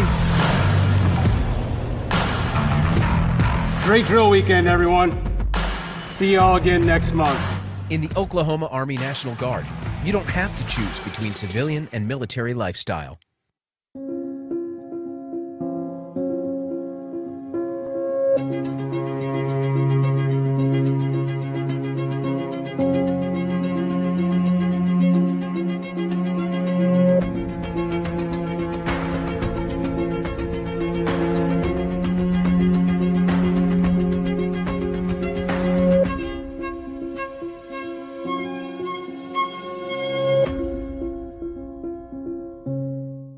We come from different backgrounds, with diverse interests and unique learning styles. Finding classes that fit your individual needs isn't a challenge at Cameron University. A small campus and dedicated faculty ensures there's always someone close by to guide you on your journey. Your success is our success. Your education is our mission. At Cameron University, you're not a number, you're part of the family.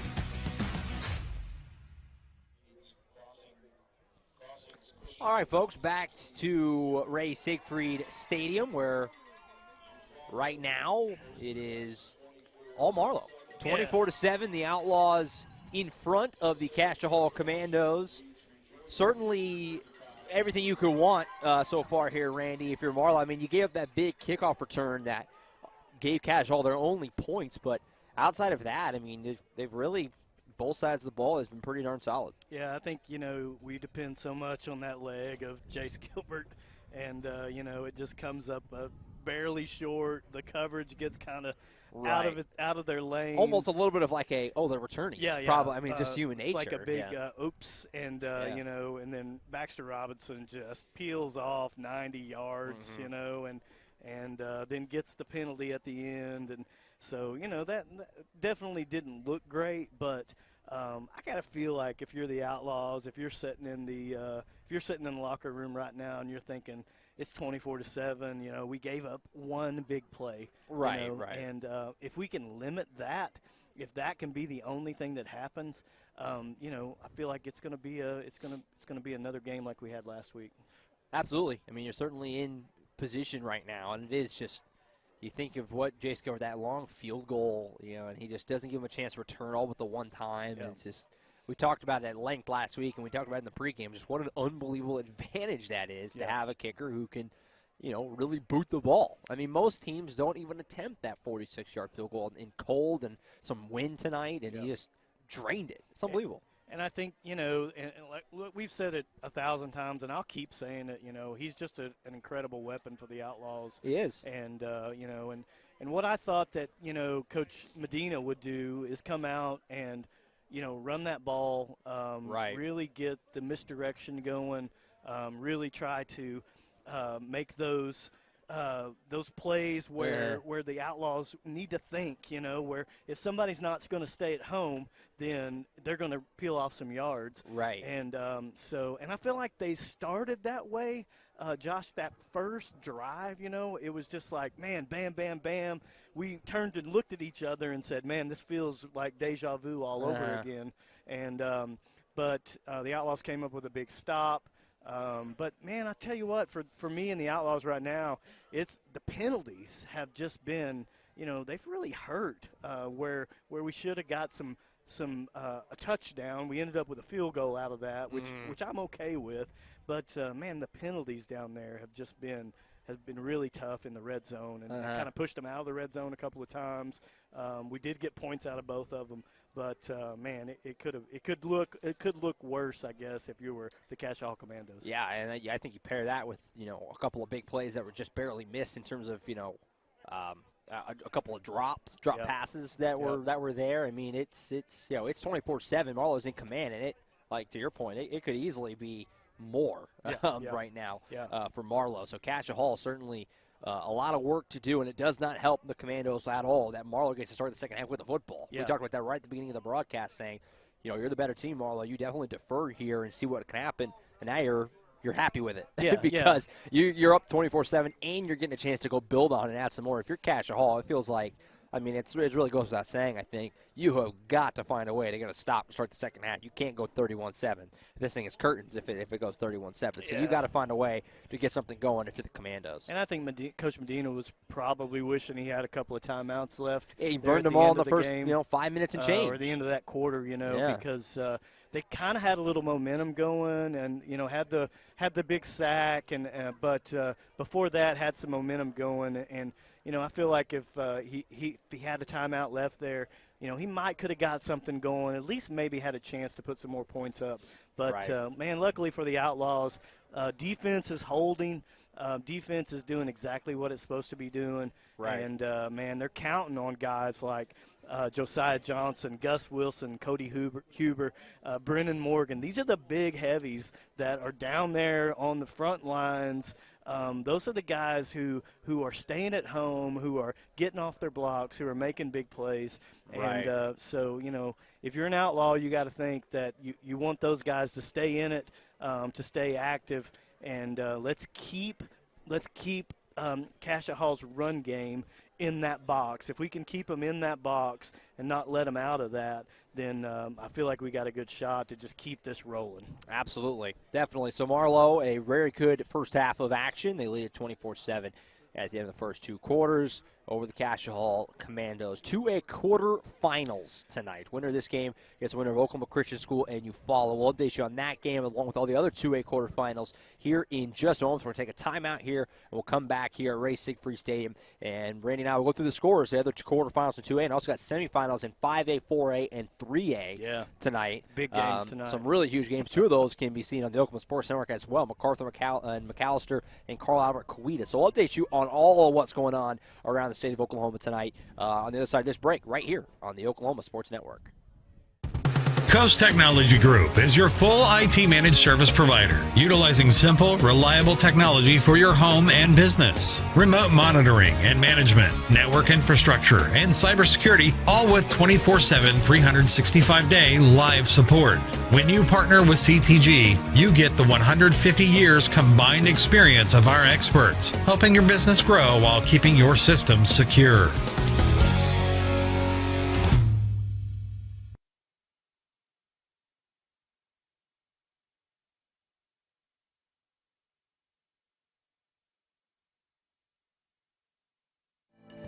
All of us at Marlow First Baptist Church are looking forward to cheering on our Outlaws all the way to state.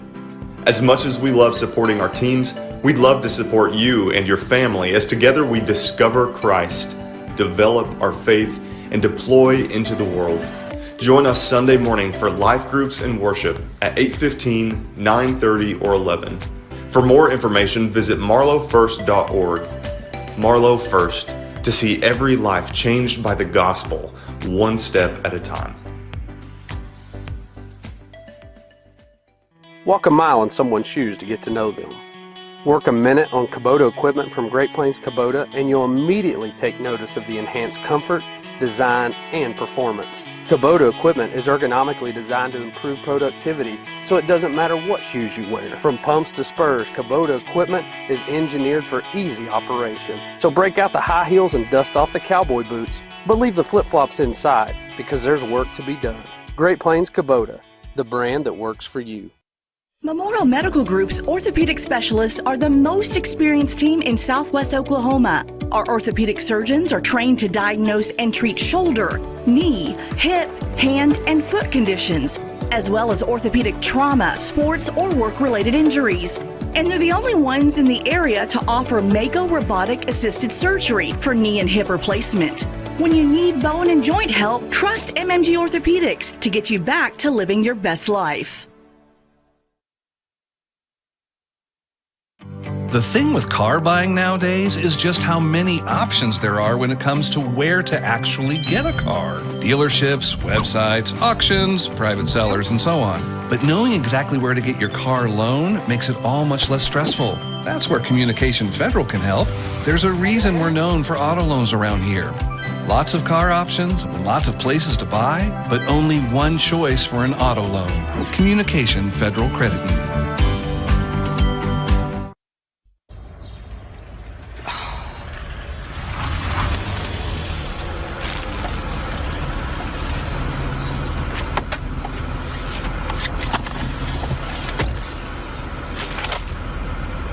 Forgiven.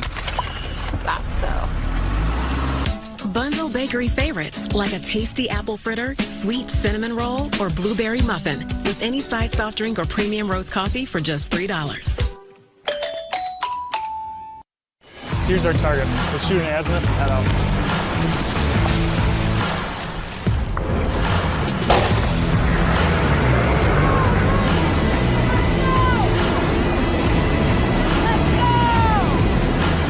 All in.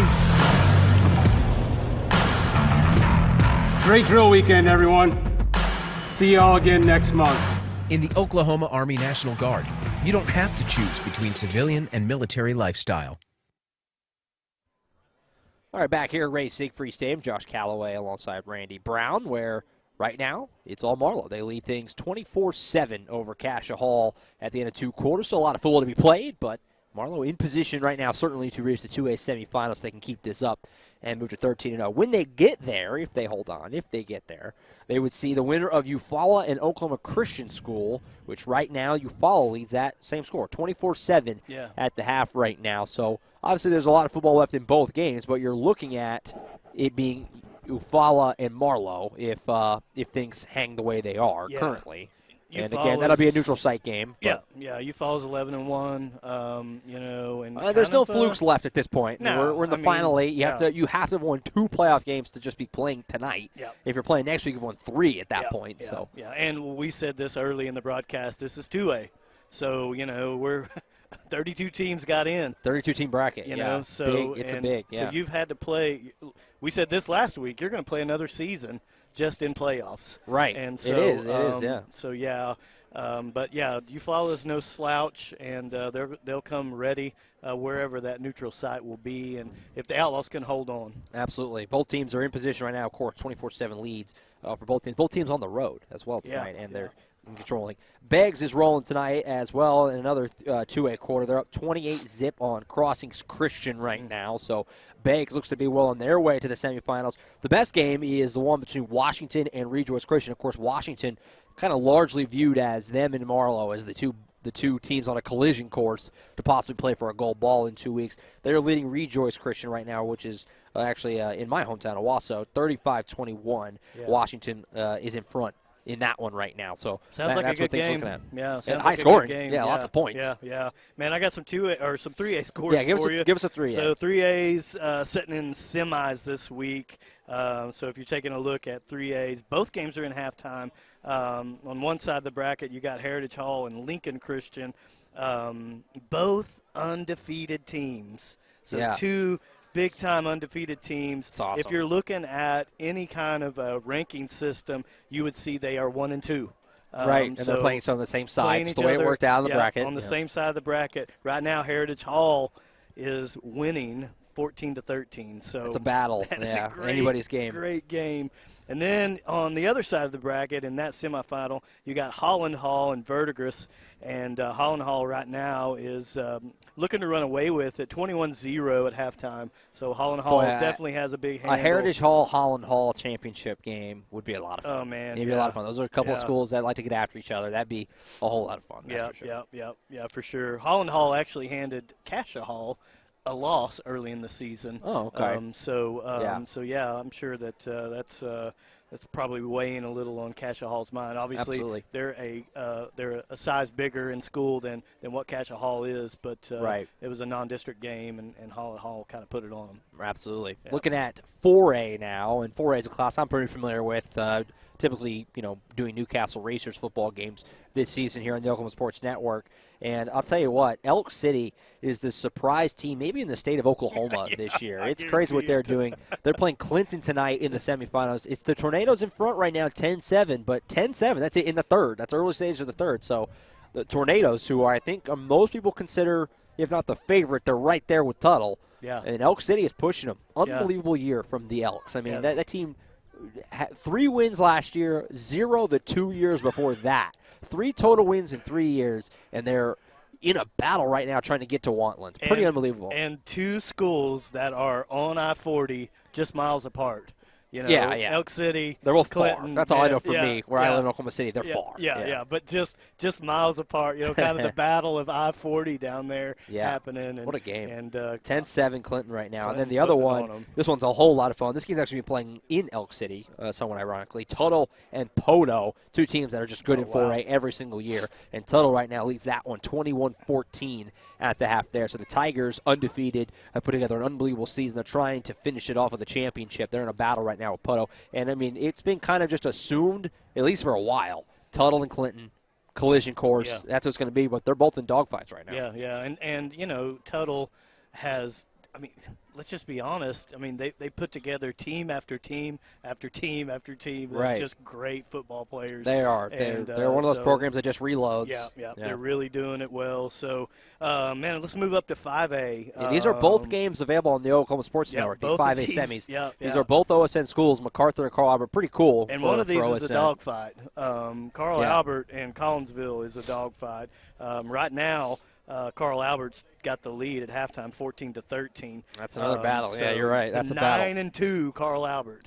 All right. Yeah. And Collinsville has put together an unbelievable year. Yeah, 12-0. Yeah. 12-0 for Collinsville. Exactly. Yeah. And 14-13 at halftime. And then, man, when you look down at MacArthur, kind of from my area of the state, around Marlow, Lawton area, Lawton, MacArthur, and McAllister. McAllister's is putting it on them right now, 21-0. And McAllister's a buzzsaw. They've been a buzzsaw. We were talking about it before the broadcast. I mean, they've been number 1 in 5A pretty much the whole year. Yep. And it's going to be a tall task tonight. It's been a heck of a run for the Highlanders there, Lawton Mac. And hopefully, OSN school, they can make a run at it, try to make that game a competitive matchup in the second half. Yeah, but, I hope so for sure. Just for MacArthur and their program, so I really hope they can turn it around here in this second half and make something happen. For sure. Man, I want to drop just real fast down to Class A. Do it. Right? Yeah. So down to Class A. All I was going to say was the 6A, both championship games for 6A are next Friday or next week. Yeah. 6A2, Deer Creek and Bixby. Yep. The Bruins, the Spartans have been. A wagon the whole year. Steamrollers. Big favorites in that game. And then 6A1, stop me if you've heard this before, Jinxon Union for 6A1. That must be a new one. Unheard of. They'll be playing for the 6A1 title next week as well. So go ahead. Give the little guys. So, I want to go down to Class A. And the reason why I'm going down to Class A is because there's some teams around the Marlow area that I just want to give out some recognition to. Number 1 in the state, Ringling. All right, Class 2A, number 1 in the state, Ringling. Right now, they're getting beat by Pawnee. 20-14. Oh, and they're in the quarters as well, right? Yep, they're in the quarters. The Class A is like 2A. They're big, yeah. Yep. So they're in a dogfight right now, and so it looks pretty tough. Morrison and Tonka right now. Morrison's leading 6-0, and then Pawhuska, and then Elmore City Purnell is right there around in the Marlow area and that southern Oklahoma area, and Pawhuska's putting it on Elmore City Purnell 40-0. The other game in that class tonight, Cascia and Woodland. Cascia 21, Woodland 8.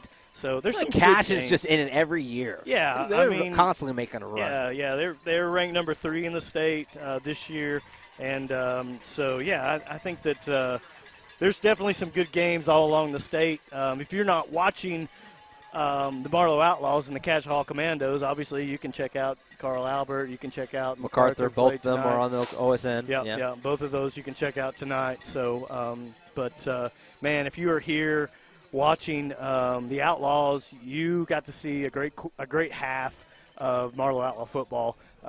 It was kind of plagued by some penalties that hurt, but we still got points, and so the Marlow Outlaws sitting right now 24-7, coming out of the halftime break. Also, we said this very early in the broadcast, they defer. They're going to get the ball back to start the second half.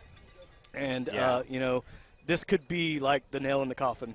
Right. It's a chance to go put it to bed in a way right at the beginning here. That's for sure. Yeah. So we're just a few minutes away from getting the second half started. Teams will come back out and have gotten their stretching going and everything. So we'll take one more break here. When we come back, it'll be about time for the second half. The Marlow Outlaws 24, the Cascia Hall Commandos 7. Second half action coming up next right here on the Oklahoma Sports Network.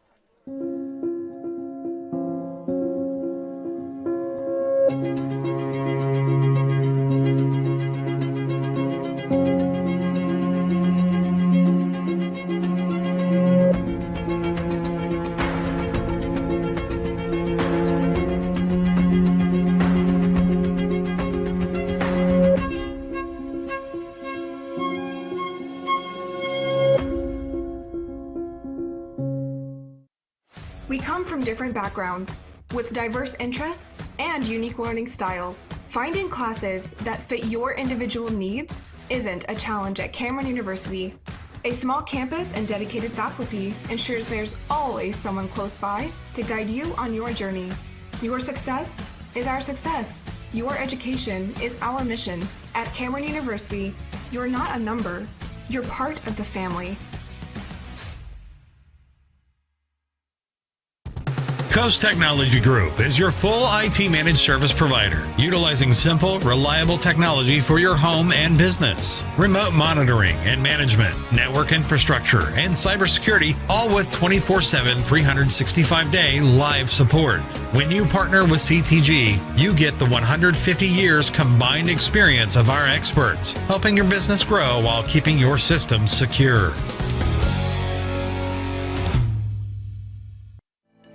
All of us at Marlow First Baptist Church are looking forward to cheering on our Outlaws all the way to state. As much as we love supporting our teams, we'd love to support you and your family as together we discover Christ, develop our faith, and deploy into the world. Join us Sunday morning for life groups and worship at 8:15, 9:30, or 11. For more information, visit marlowfirst.org. Marlow First, to see every life changed by the gospel, one step at a time.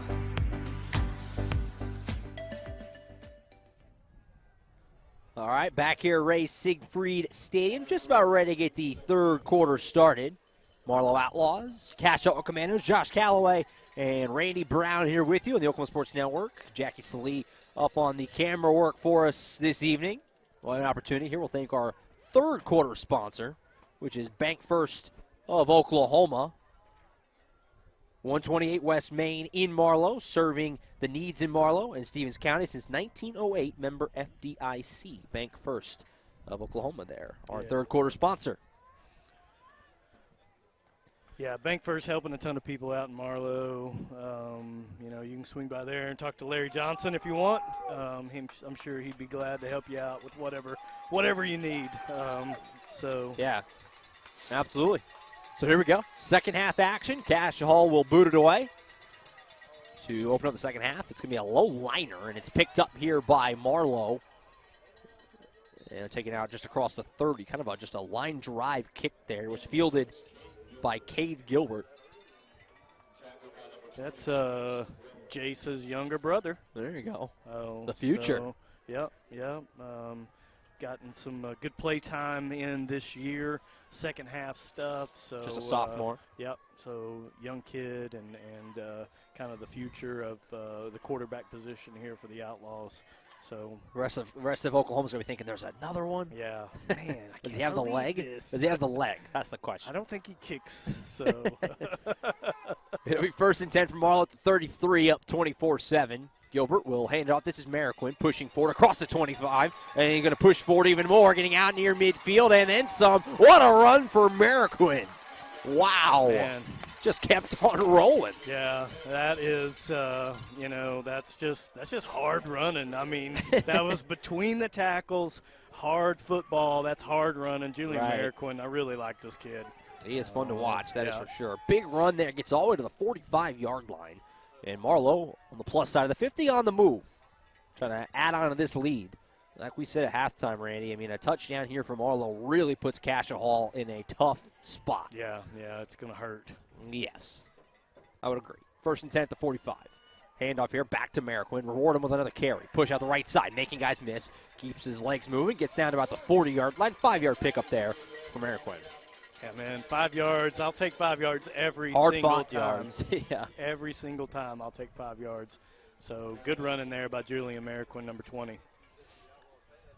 Just about a minute into this second half. You're just tuning in. We thank you so much for being with us. Marlow Outlaws, Cascia Hall Commandos, 2A quarterfinals tonight here on the Oklahoma Sports Network. Winner of this one gets the winner of Eufaula and Oklahoma Christian School, with Eufaula in command out there. So as things stand, it looks like it'll be Marlow and Eufaula next week in the semis. We'll see how things shake out the rest of the night here, but the way things are trending, that's the game at hand. Gilbert, QB keeper, pushes forward, gets across the 35. That's another first down for Marlow. And right now, it just seems like Cascia Hall doesn't really have a response for anything Marlow's doing. Yeah, I'm not sure what the answer is, Josh. You know, like it's Mariquin, it's Gilbert, it's Bergner, it's Payne, it's Ellsworth.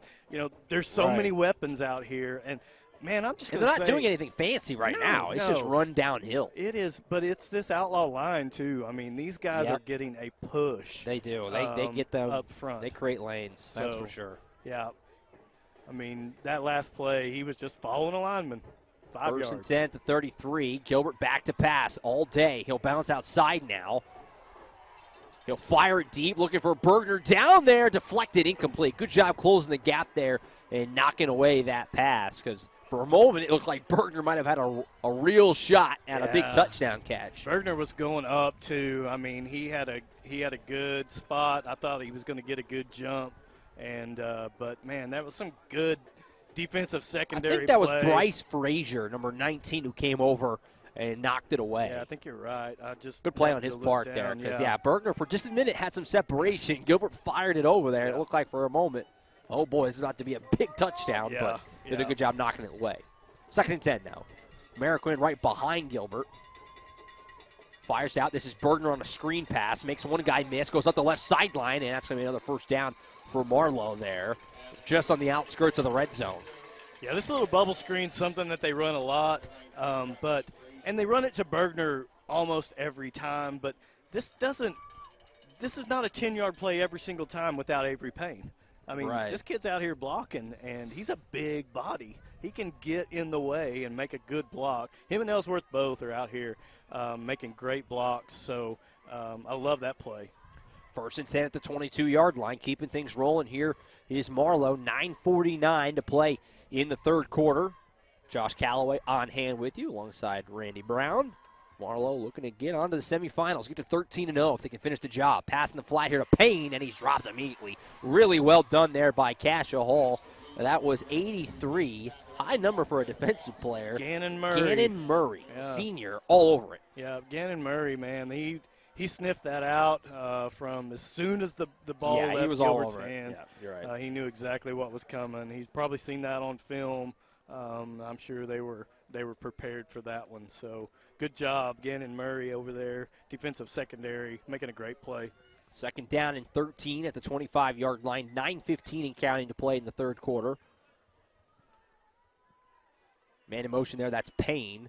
Gilbert will fake the handoff to Marquand. Back to pass. He'll step up in the pocket. Ball came out. It's on the deck. And it looks like Cascia Hall's got it. And so the Commandos come up with a big turnover they really, really needed. Ball poked away from Gilbert from behind. And Cascia Hall comes up with it. Big turnover there. Man, it was hard to see, Josh, what was happening there. But if you look down the field, Kyle Wilson, the tight end, was wide open in the end zone. It was just couldn't quite get enough room to get it to him. That same hot route that they ran last week, Wilson had a 45-yard catch, but he just couldn't get it to him. But it'll be there again, I promise you. So a big turnover here gives Cascia Hall a little bit of life. Here's a run play here on the right side for Jace Ward, and a solid first down play. So, I mean, Cascia Hall, that's exactly what they needed, Randy, was to find a way to get a big stop, get the offense back out there. So we'll see if the Commandos can convert it to points. Yeah. Gus Wilson in there on the tackle, too. And then he's coming out of the game right now. Joseas Flores coming in up there in that front line. For 7-yard gain for Ward. Make the second down and 3 at the 34. Hand up the middle here, pushing forward. This is Ethan Clark. That's going to be a first down for the Commandos. William Hewitt in there on the tackle from linebacker position. That was a great tackle. Ethan Clark's a big kid. 6'1", He's a 225. Yeah. So not a fun guy to tackle in the cold weather by any stretch. I'm definitely not going to want to be meeting him in the hole there like William Hewitt just did. First down and 10 at the 38. Hicks splits out. Lay will keep it after riding the handoff for a while and does get a good yardage out of it, about a 5 or 6 yard pickup out near the 45. That is such a dangerous play, riding that handoff for that long because sometimes that running back really wants to clamp down, try to keep that ball because he thinks he feels something or sees something, but it worked out well for Cooper Lay. Second down and about 4. Lay will fire. Pass is caught by Baxter Robertson. He didn't get much at all. It's about a yard or so, right about the 45-yard line. He'll set up a third down and about 3. Kyle Wilson over there on the coverage from the linebacker position, man. Just a simple stop route, and Wilson just happened to. He was already in coverage and got over there, made the tackle. So third down and 3. Under 7 minutes now to play here in the third quarter at Ray Siegfried Stadium, home of the Cascia Hall Commandos, who currently trail 24-7, trying to put together a drive, get back in this game. Handoff Clark, bouncing on the left side. I don't think he got there. It's going to be fourth down and really, really short. Fourth and about a yard. Feels like you have to go for this if you're Cascia Hall. Yeah. Are you with me there? I mean, I don't really know what choice you have if you're Coach Medina. Yeah, 24-7, I feel like, Coach Medina's already dialed something up for this. He's already prepared for it. Yeah, I mean, your season's riding here on about a quarter and a half to play. Yeah. I mean, it's do or die time if you're the Commandos. It's 1 yard, so, not many times have they been stopped for less than a yard. So, I feel like Medina's got something drawn up here that's going to work. Fourth down, and they're calling a short 2. Midway point of the fourth quarter. Big spot here. Fake the handoff. Lay rolls out. He's going to take off for it. He's going to get it himself. First down lay across midfield. Big hit. Man. But he does pick it up. Laying the boom there for Marlow was 32, William Hewitt. Wow. Man. Yeah, that was a great hit by William Hewitt. It was. He stuck him. But not before Cooper Lay did pick up the first down across midfield. So Cascia Hall, a little something here right now. Long way to go, but a little something. First and 10 at the 47. Handoff here, pushing forward. This is Ward. It's across the 40. Good run on first down for Jace Ward. I'll tell you what, Randy, it seems like to me this is our first time seeing Cascia Hall. We're not experts of the Commandos by any stretch, but Jace Ward seems to be the most reliable running back option. And you know what? Just looking at him run and watching film of him running, he's a guy who's got great vision. He's looking. He's looking for that next spot, for that next hole, and man, he just peeled off 7 yards on a first down play. So I think they got to continue this. 2nd and 3 at the 40-yard line. Man in motion. That's Hicks. Under 5 minutes now to play in the third. Back to pass. Lay rolls out to his left. Pressure on him. He's going to get that corner though. He is speedy. First down inside the 35. Chasing him there for Marlow was Big Gus Wilson, but Lay just too fast. Yeah. First down. Yeah, it's tough. It's tough to try to contain him. So those defensive ends, though, man, this is really going to play on them. They're really going to have to try to keep those, keep him stretched out, so he can't get that corner. Run for a bunch of big yardage, but that was enough for another first down for Cascia Hall. Here we are, 1st and 10, 31 for Cascia Hall. 1st and 10 up to the 31, 4:46 to go in the third quarter. Best drive of the night for Cascia Hall. Lay rolls out to his right. Pump fakes it once. Pressure in his face, makes a man miss. Lay will get up the sideline and still get about 5 yards out of it. Really slick running there from Cooper Lay. Yeah. I thought Kyle Wilson had him in the backfield. He seemed dead to rights there for a moment. He made one little move, and it was enough for Kyle just to kind of get a paw on him and couldn't get him down. So I think they're calling that maybe a 4-yard pickup. Yeah, it looks like 4 yards officially. 2nd and 6 up to the 27-yard line. Got to get to the 21. Obviously Cascia Hall's lone touchdown tonight came on a very short field. They were in the red zone, so this is their best drive. This is their most consistent offensively moving the football. Lay back to pass. He'll fake the handoff. He's going to fire it deep toward the corner of the end zone. Picks off Will Bergner. Up the sideline, Bergner keeps it rolling. He's still got the feet moving all the way out near the 40. And just like that, the Outlaws cut down on what was definitely the most methodical that the Commandos have moved the football all night. Man, Bergner is doing exactly what a center fielder is supposed to do. Right. He takes a step back. He sees what's happening. Yeah. He read it all the way. He went up. He caught that ball at the highest point and then turned that into 36 yards of return. Right. So great job by Will Bergner playing defense, man. That'll put out a little bit of the flame of Cascia Hall, I'm afraid. It does. Yeah, Cascia Hall had something working there for a moment, but Marlow cuts it down. Now Gilbert on the QB keeper pushing forward. Gets across the 40, down to about the 42, 43, depending on the spot. About a 5-yard gain. Baxter Robinson in there on the tackle, coming in from that cornerback position over there. So good job there. Gilbert, though, 5 yards. I mean, like I said, we'll take it every time. 5, yeah. So it'll be 2nd down and 5 at the 43. What a tough blow that is for Cascia Hall. You put together, you got that great turnover. You're putting together a great drive, and then you get on a 2nd down, too, forcing it down the field. We didn't need to. I'm not sure if you call that a Gilbert keeper, if you gave it to Mariquin or not. They kind of both had it. Both of them. The pile's still moving. They're not blowing this dead. I've never seen a play like this. It's still going. Now they blow it dead. Sure. Everybody was just kind of standing around. Officials were letting it go. Yeah. I wasn't sure what was happening. That was very strange. And they gave him a ton of.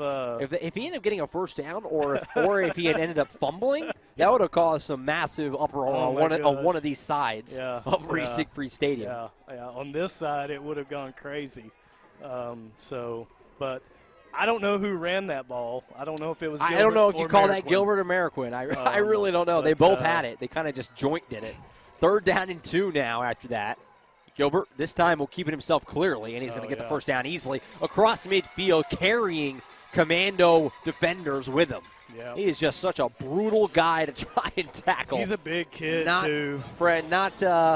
I don't envy any of these Commando players who need to find a way to get Jace Gilbert to the ground. Yeah, he's a big, strong kid. Hits the weights in the offseason really hard. And so, you know, I mean, that's why you're carrying people right. 3 and 4 yards after contact. 1st and 10 up to the 47-yard line. 2:30 to go here in the third quarter. 24-7, Marlow in front. Certainly in the driver's seat right now. We're winding down on this third quarter. Gilbert, QB keeper again, pushing forward. And he'll get out to about the 41.5 or so. Yeah. Sets him up on second down and manageable. I feel like this is, you know, the game plan for second half is. I mean, they're just bleeding this clock away. Yeah. I mean, this is only the third possession total between the two teams, and we're down to 2 minutes to go in the third quarter. Let's keep pounding it in the middle. I'll take 5 yards every single time. I mean, and so, you know, that I feel like that's the game plan here. And at 1:51 left in this third quarter, that's exactly what they're doing. Second down and 5 at the 42. Gilbert, another keeper. He's going to the right side. Jace Gilbert breaking tackles inside the 30. A well-oiled machine right now is this Marlow run game. Yeah, this Marlow line, though, these guys up front are making lanes that you and I could run through, Josh. Even as slow and old as I am, I could still get in there, and I probably couldn't peel off 20 yards, but, you know, maybe 5 for sure. So. 1st and 10 up at the 27-yard line. 1:13 and counting to play in this third quarter. Clock continues to melt off. Handoff here. Mariquin pushing forward inside the 25 now. Good job of Julian Mariquin. Man, I just want to give a shout-out to this line, Gus Wilson, Cody Huber, Chance O'Neal, Connor Rhodes, Braden Ball. Man, these guys, Joseas Flores is in there right now. These guys are making waves, and, you know, they're doing exactly what they need to be doing, which is getting a good push off the line, and that's making it to where Mariquin, Gilbert, whoever's touching the ball is going to get some positive yardage. 2nd and 7 to the 24. Fake the pass. Now he'll run. Gilbert on a design QB kind of draw type of play. And he'll be down just short of the first down marker into the red zone now. We'll get our red zone sponsor on the other side of this quarter because the quarter's about to end here. It's just 10 seconds left. There's no reason for Marlow to snap it. They can just let it go and get the quarter over with. Yeah, move down to the other end of the field here. Marlow in command. Third quarter in the books. And right now, Cascia doesn't have much of an answer. 24-7. Marlow on the move, trying to make it more. On the other side of this break, fourth quarter up next on the Oklahoma Sports Network. We come from different backgrounds with diverse interests and unique learning styles. Finding classes that fit your individual needs isn't a challenge at Cameron University. A small campus and dedicated faculty ensures there's always someone close by to guide you on your journey. Your success is our success. Your education is our mission. At Cameron University, you're not a number, you're part of the family. Coast Technology Group is your full IT managed service provider, utilizing simple, reliable technology for your home and business. Remote monitoring and management, network infrastructure, and cybersecurity, all with 24/7, 365-day live support. When you partner with CTG, you get the 150 years combined experience of our experts, helping your business grow while keeping your systems secure.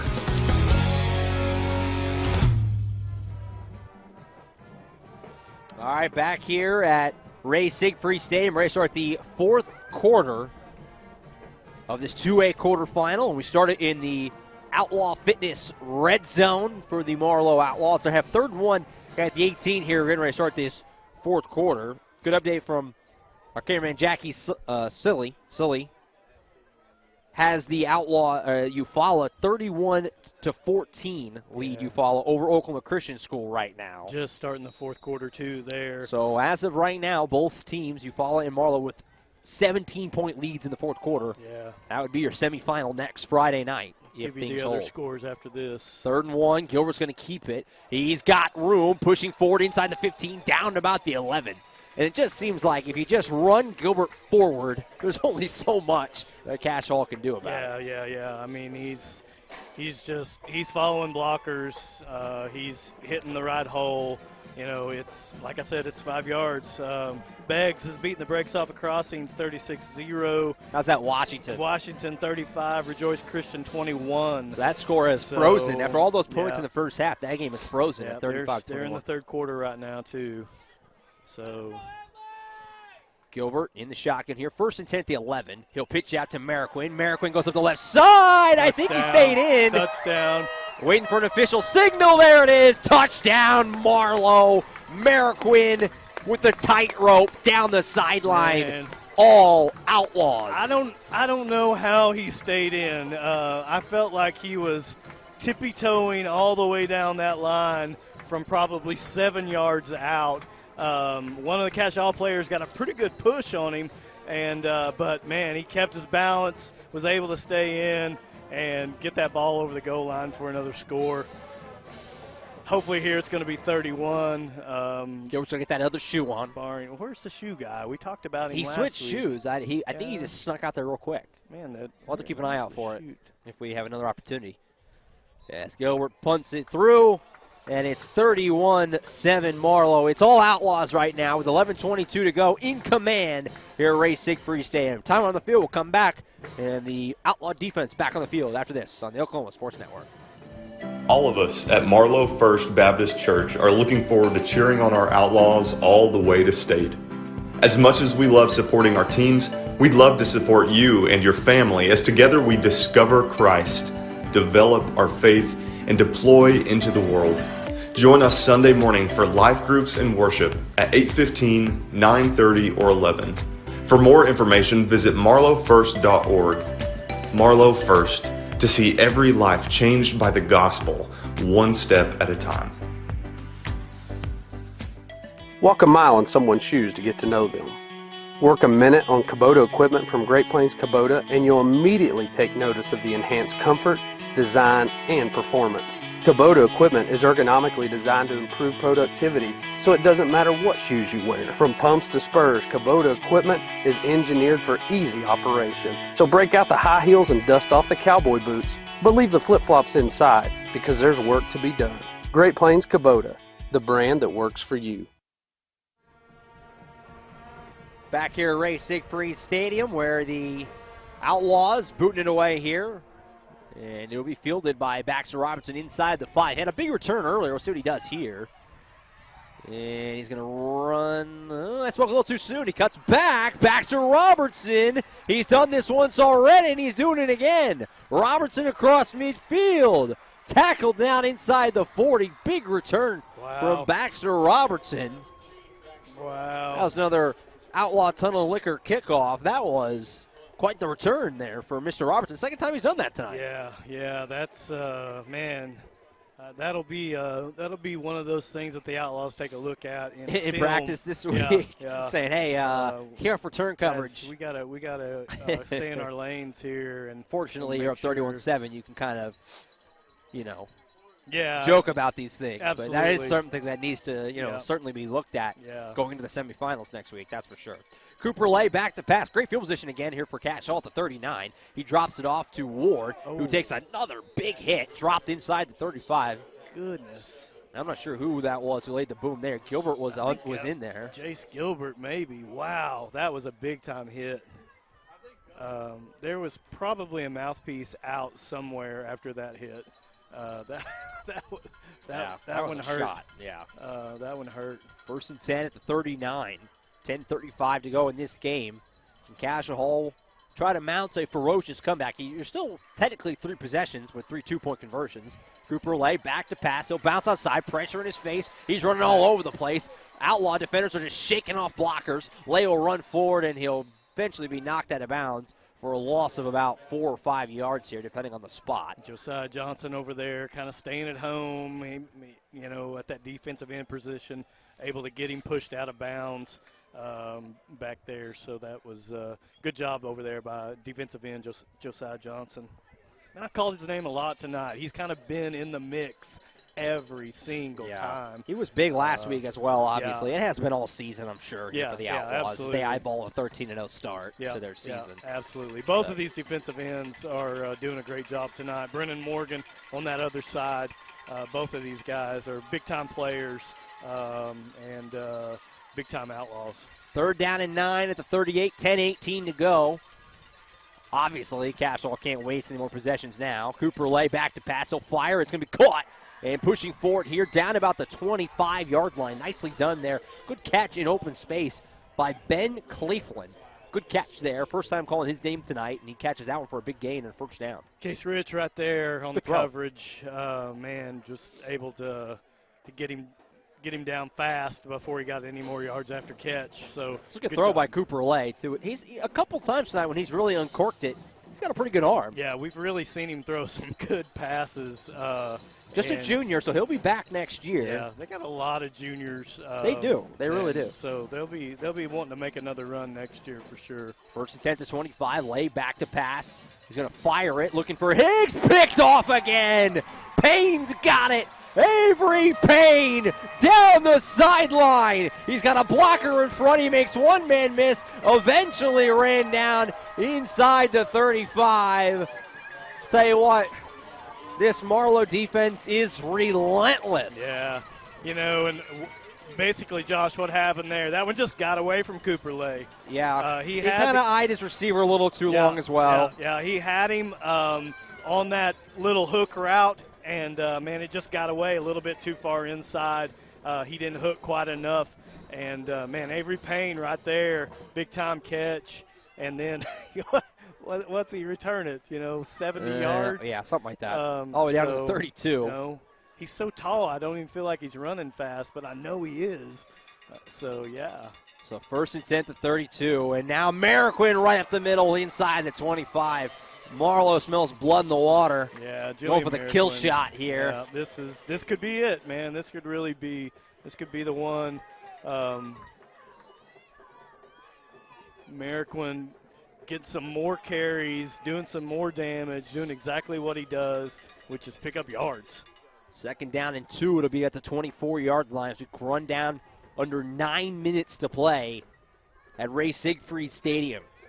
Marlow knocking on the door, closing in on a 13-0 start, the longest undefeated stretch to start a season already at 12. Yeah. Then get to 13 tonight. Gilbert up the middle, 1st down into the red zone. The Outlaw Fitness red zone, that is. Our red zone sponsor here for Marlow Outlaws football and the Oklahoma Sports Network. Gotta love some Outlaw Fitness. 24 hours, got new equipment, all kinds of good stuff. So, man, great sponsor. Love Outlaw Fitness. Great sponsor, Marlow Fitness, or Outlaw Fitness, excuse me. 8:25 to play in this game. Marlow, of course, in no rush. Going to keep on working that clock down as much as they can. Yeah, and just limit the number of possessions left and essentially make it mathematically impossible for Cascia to make anything of this game now. Gilbert hands it off. This is Mariquin pushing forward inside the 15. It's funny. It was 38-7 last week was our final score, and Marlow is knocking on the door of getting us right back to that same number. Yeah. I'd be okay with that number again this week. Unbelievable stuff. So, yeah, Mariquin kind of gets tripped up there in the backfield and gets his feet back under him, but then ends up getting caught from behind, or that could have been really a big play. There was a lot of room out there for him if he would have gotten his feet just a little bit faster. 2nd down and 8 at the 14, 7:35 to go.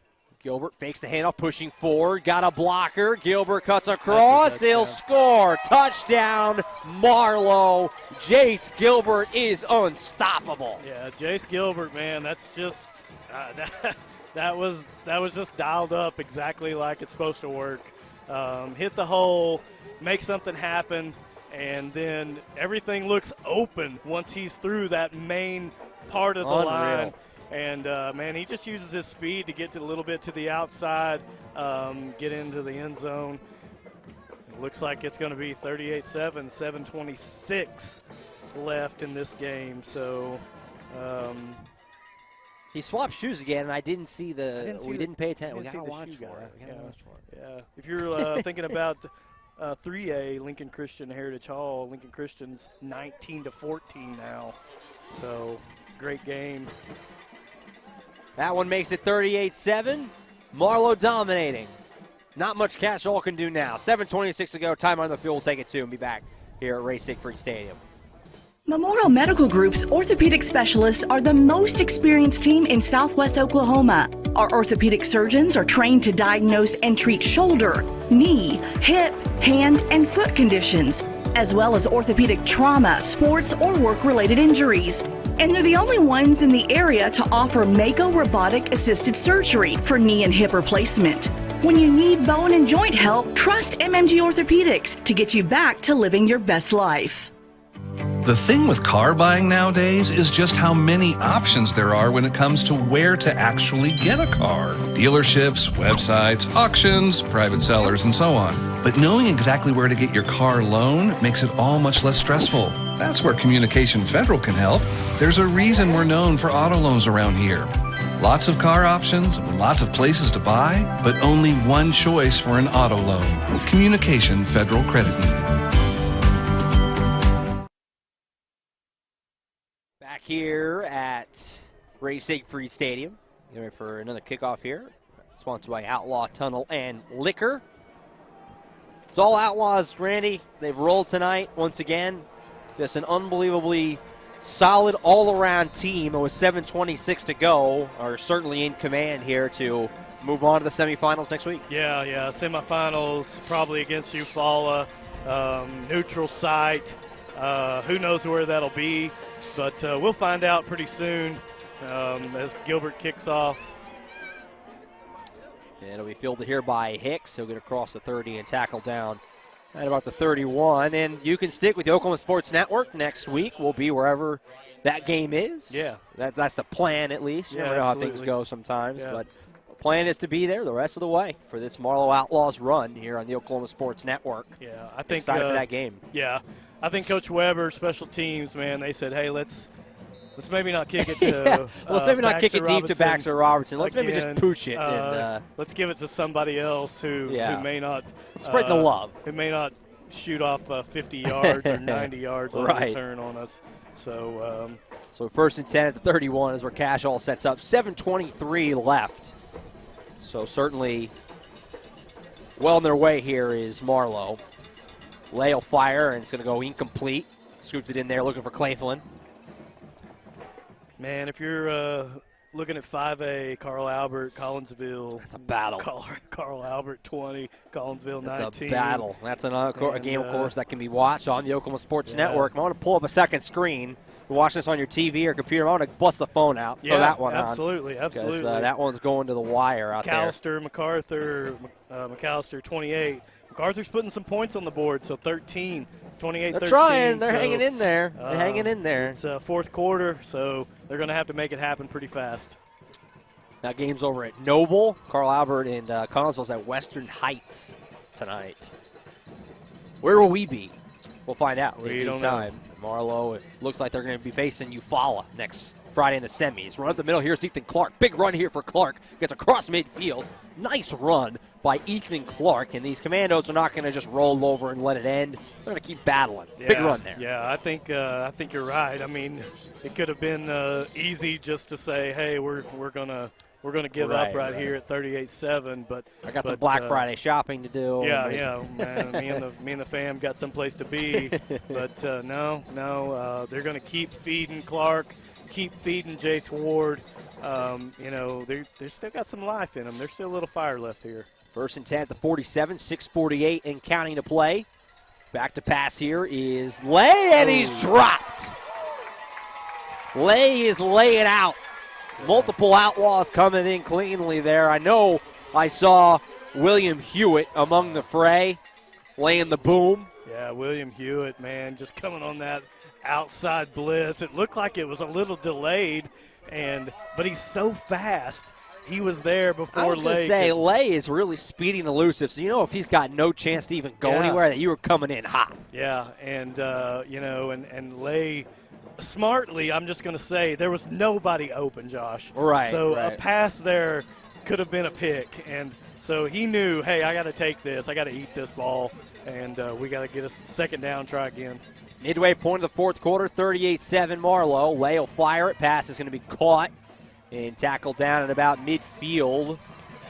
Case Rich over there on the tackle. Good catch there by, I believe that was, Jack Davis, who made the interception what feels like a million years ago now. Yeah, it does. And the punt. The punt, the punt save. Great catch. That was really the beginning of the end tonight, was the block punt. Right back to the end of the game. Set Marlow up on a really short field, punched in for that quick score to take the lead. Rest, from there, not much. Cascia was playing an uphill battle ever since that play. Yeah, I think everybody felt the momentum on that block punt. Yep. And so it has been an uphill battle ever since for Cascia Hall. 3rd and 12 at the 49. He'll fire out, and the flat pass is caught by Ward. He'll cut to the left here and be tackled down just shy of the 45. So that'll set up a 4th down and long for the Commandos. Yeah. Once again, Case Rich over there, keeping everything on the inside, which is what he's supposed to do. And Ward has to turn back in, and when you turn back in, you turn into guys like Kyle Wilson. You turn into guys like William Hewitt. These guys, we've been saying all night, whoa, that was a big hit by – you entered the name and the number. Kyle Wilson, William Hewitt, both of these guys have been playing great tonight, but also Case Rich, Derek Schaefer, all these cornerbacks and defensive secondary. 4th down and 9 at the 46. Cascia Hall, of course, going for it. Lay will fire over the middle. Pass is caught by Hicks. Nice throw there by Lay. He really threaded the needle in there for a first down right at the 31. Very good pass there. That was a great pass, Josh. I mean, he saw the route, and we have a great position right here. When we saw it too, but Lay saw it come open, and the ball was being released as soon as that receiver was making the break. What a great pass and catch! That's how you do it every time. 1st and 10 up to the 31-yard line. 4:38 to go. Lay back to pass again here for Cascia Hall. Pump fakes once, he'll step up. Now he's going to take off. Lay will just head to the sideline and go out of bounds just inside the 30. Yeah, nobody at home out there. The defensive coverage, the Outlaws probably in cover 3 or, maybe prevent here, but nobody out there, nobody open. And, Case Rich comes up and gets him out of bounds after a 5-yard gain, but does come up, get him out of bounds, so 2nd and 5. What's amazing, too, about these Outlaw fans that made the trip out here, I don't think one soul has left. No. 38-7. There's 4 minutes left. It's cold. You got a long drive home. And everybody's still here. It's really unbelievable. Yeah. And it hasn't gotten any warmer. No, it's going the other way. It's going south on the temperature. I've been fine most of the night. It's cold. It's cold now. And slowing down and sacked. Josiah Johnson, just brute strength. Whipping Lay to the ground. Yeah. Good job by staying at home there, Josiah Johnson. Lay tries to get outside of him, and if he does, and he almost did. I mean, it was just grabbing around the arm. If he does get outside, there's no one over there. I mean, he's running easily for a first down, but Josiah Johnson, man, stays at home, defensive end, just doing it tonight, like it's supposed to be done. Unbelievable. Yeah. Big loss there, sets it 3rd down and 17 at the 38-yard line with 3:45 to go. Cascia Hall trying to do anything they can to at least get some late points up here. Back to pass here is Lay. He'll fire it. Pass is going to skip in there to Hicks. Incomplete. So it'll be 4th down and long. Pressure again there by Hewitt. Cody Huber in there. There's still a lot of pressure. Outlaws still dialing up some pressure to get back there to Lay.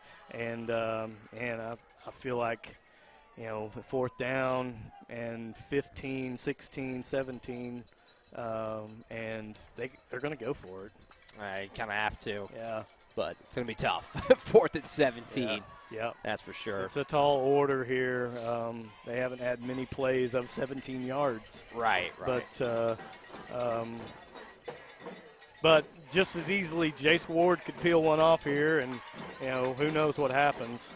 4th and 17. Lay back to pass. He'll throw out to the right. Gus Wilson chasing him. Lays tackle from behind. What a tackle there. Gus Wilson. By Gus Wilson right around the shoestrings. Brings him down. Obviously well short of the marker.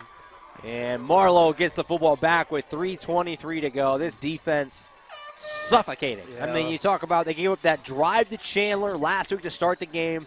Dominated from there on. Tonight, outside of a short field touchdown off a big kickoff return, Marlow's defense has been dominant once again. It feels like the same game, Josh. Very similar. Feels like the same game, and the Outlaws have just come out and taken care of business. Marlow just team like is they no did joke. last week. Yeah. And they are going to be 13-0 and in the semifinals of the 2A state championship bracket. Pretty unbelievable run. Here's a run up the middle for Mariquin. That's not Mariquin, excuse me. That's 28 for Marlow. That's Cole Hayes. Cole Hayes getting his first carry of the night. Yeah, Cole Hayes.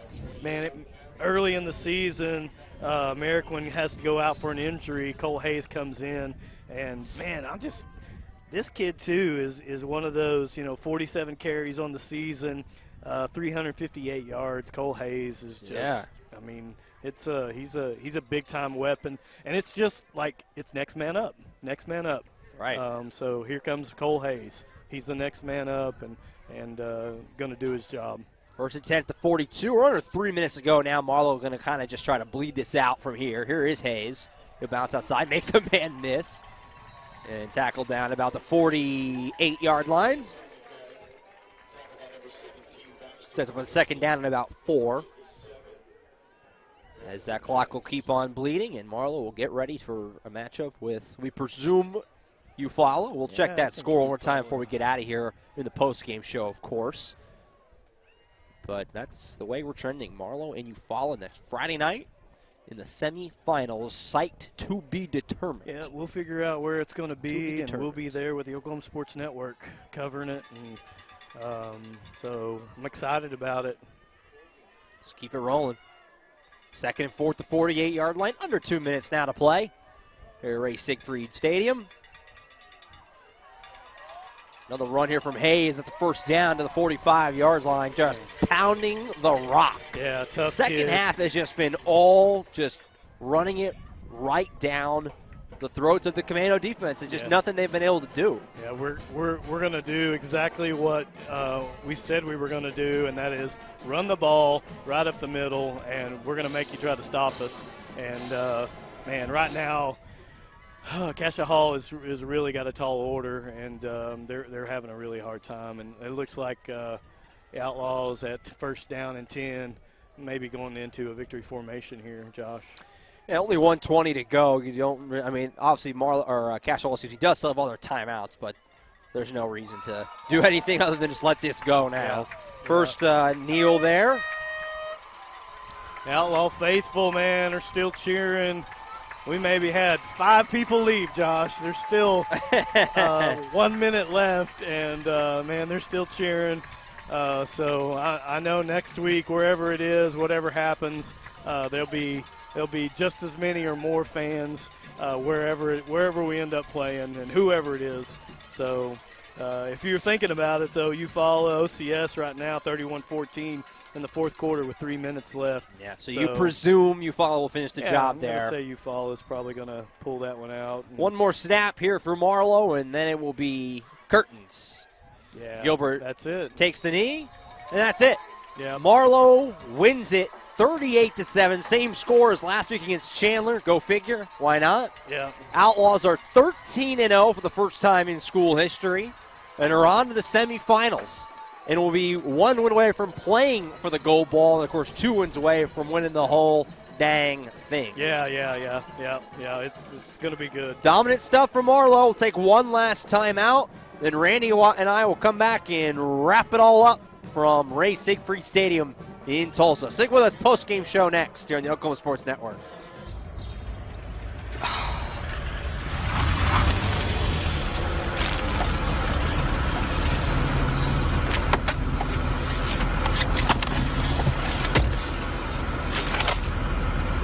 Forgiven. Thought so. Bundle bakery favorites like a tasty apple fritter, sweet cinnamon roll, or blueberry muffin with any size soft drink or premium roast coffee for just $3.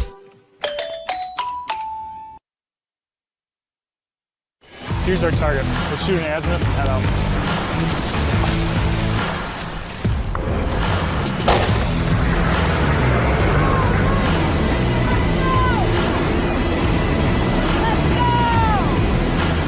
All in.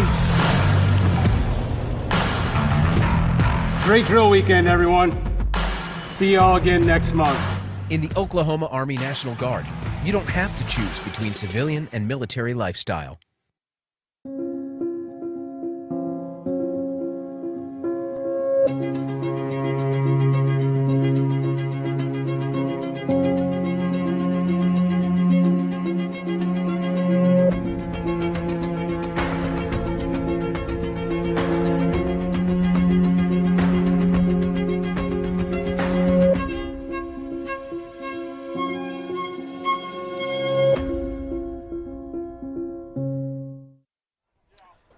All right, welcome back at Ray Siegfried Stadium, where the Marlow Outlaws roll the Cascia Hall Commandos tonight, 38-7, moved to 13-0 on the year. Cascia Hall files to 9-4, and just like that, on to the semifinals, right? On to the semifinals, man. This is a big-time run, and man, I'm excited to be an Outlaw. It's always good when your team keeps advancing forward, and man, but I even love it more when there's some dominance in here. Yeah. And I feel like that the Outlaws I really just feel like they rolled tonight. I mean, right. it this was is just 2 weeks in a row where it feels like, Marlow's opponent last week, Chandler, tonight, Cascia Hall, came out ready to play and came out and hit him in the mouth a little bit to start the game. Yeah. Last week was an actual touchdown drive. This time it was Cascia Hall, a couple first downs. But Marlow just absorbs it, and then they just chew you up and spit you out after that. It's pretty remarkable what they've done 2 weeks in a row here, dominating good teams. Yeah, and you got to give credit to Coach Weber and that coaching staff, man. Those guys are all the time looking. Weber coaches from the box, so he's seeing what we're seeing all the time, and so making changes, making things happen, seeing stuff that can happen and that should happen, and so the game plan's always changing, and so the Outlaws made a couple of changes there early on and kind of held Cascia Hall down. They had some good yardage, Josh, and when they looked good, Cascia Hall looked good. I mean, I know that sounds weird, but a few times they looked really good, but, man, this Outlaw defense is just stingy and just brutal, and they don't give you much. Yeah, they're going to bend a little bit, but they're not going to break. Yeah. And so, man, it's just another great night to be an Outlaw. Yeah, dominant stuff, that is for sure. And Marlow rolls. What can you say? 38-7. On to the semifinals next week. It looks like you fall. That's not a final yet, but you fall in position to win that game over Oklahoma Christian School. So it'll be the Outlaws taking on Eufaula. Again, site to be determined in the semifinals next week. Gunning for 14-0 and a spot in the championship game at Wantland Stadium in 2 weeks if they can win that game next Friday. Yeah, it's exciting. Exciting to be an Outlaw, man. Exciting for Oklahoma Sports Network. Yeah. Man, that we get to follow this and kind of be a part of this later part of the season for the Outlaws. Yeah, this run. And so, man, I'm super excited about it. And, man, I can't wait for next week. Maybe you'll be there. I'll be there. Yeah, I hope. And, we'll get to watch some more and get to follow the Outlaws as hopefully we make this run for the gold ball. Absolutely. It was a blast. Randy, I appreciate it, my man. It was good stuff. We made the trip out here to Tulsa. You got a long way back, so we'll hop out of here. Let you get on the road back to Marlow. I got to get back to Oklahoma City. Not nearly as far. I'm not going to complain. You got to jaunt. You got to jaunt. I'll put it that way. Marlow wins tonight, 38-7. They're on to the semis to take on Eufaula for Cascia Hall. Season ends, but a good season, 9 wins, and like you said, a lot of younger players, a lot of juniors on the teams, including quarterback, of course, Cooper Lay. So a lot to be excited about for the Commandos going into next year. 35 straight playoff appearances for this program. That's unreal. crazy. Unreal stuff. They'll be trying to go for 36 next year. I like their chances. I'll put it that way. I like their chances. Marlow wins it 38-7. Eufaula next week. We'll have for the Oklahoma Sports Network. Make sure to check your listings on oksportsnet.com. And, of course, on the Oklahoma Sports Network Facebook page for all the information about broadcast time and where the game will be held as well if you're looking to attend the ball game next Friday. We thank you so much for being with us here tonight from Tulsa. This was a fun one. Marlow wins it 38-7. On to the next. Yeah. On to the next. One more time. Let's do it again, and let's keep this rolling. Absolutely. I'm excited about it. 38-7. Well, I'll take that score again next week, Josh. We'll go for the three-peat next week. Yeah. On to the next. So that's it. Thank you so much for watching and with us here on the Oklahoma Sports Network. For Jackie Salee on the camera, appreciate him coming in and being a part of the crew tonight. And Randy Brown, I'm Josh Calloway signing off from Tulsa. We'll see you next week.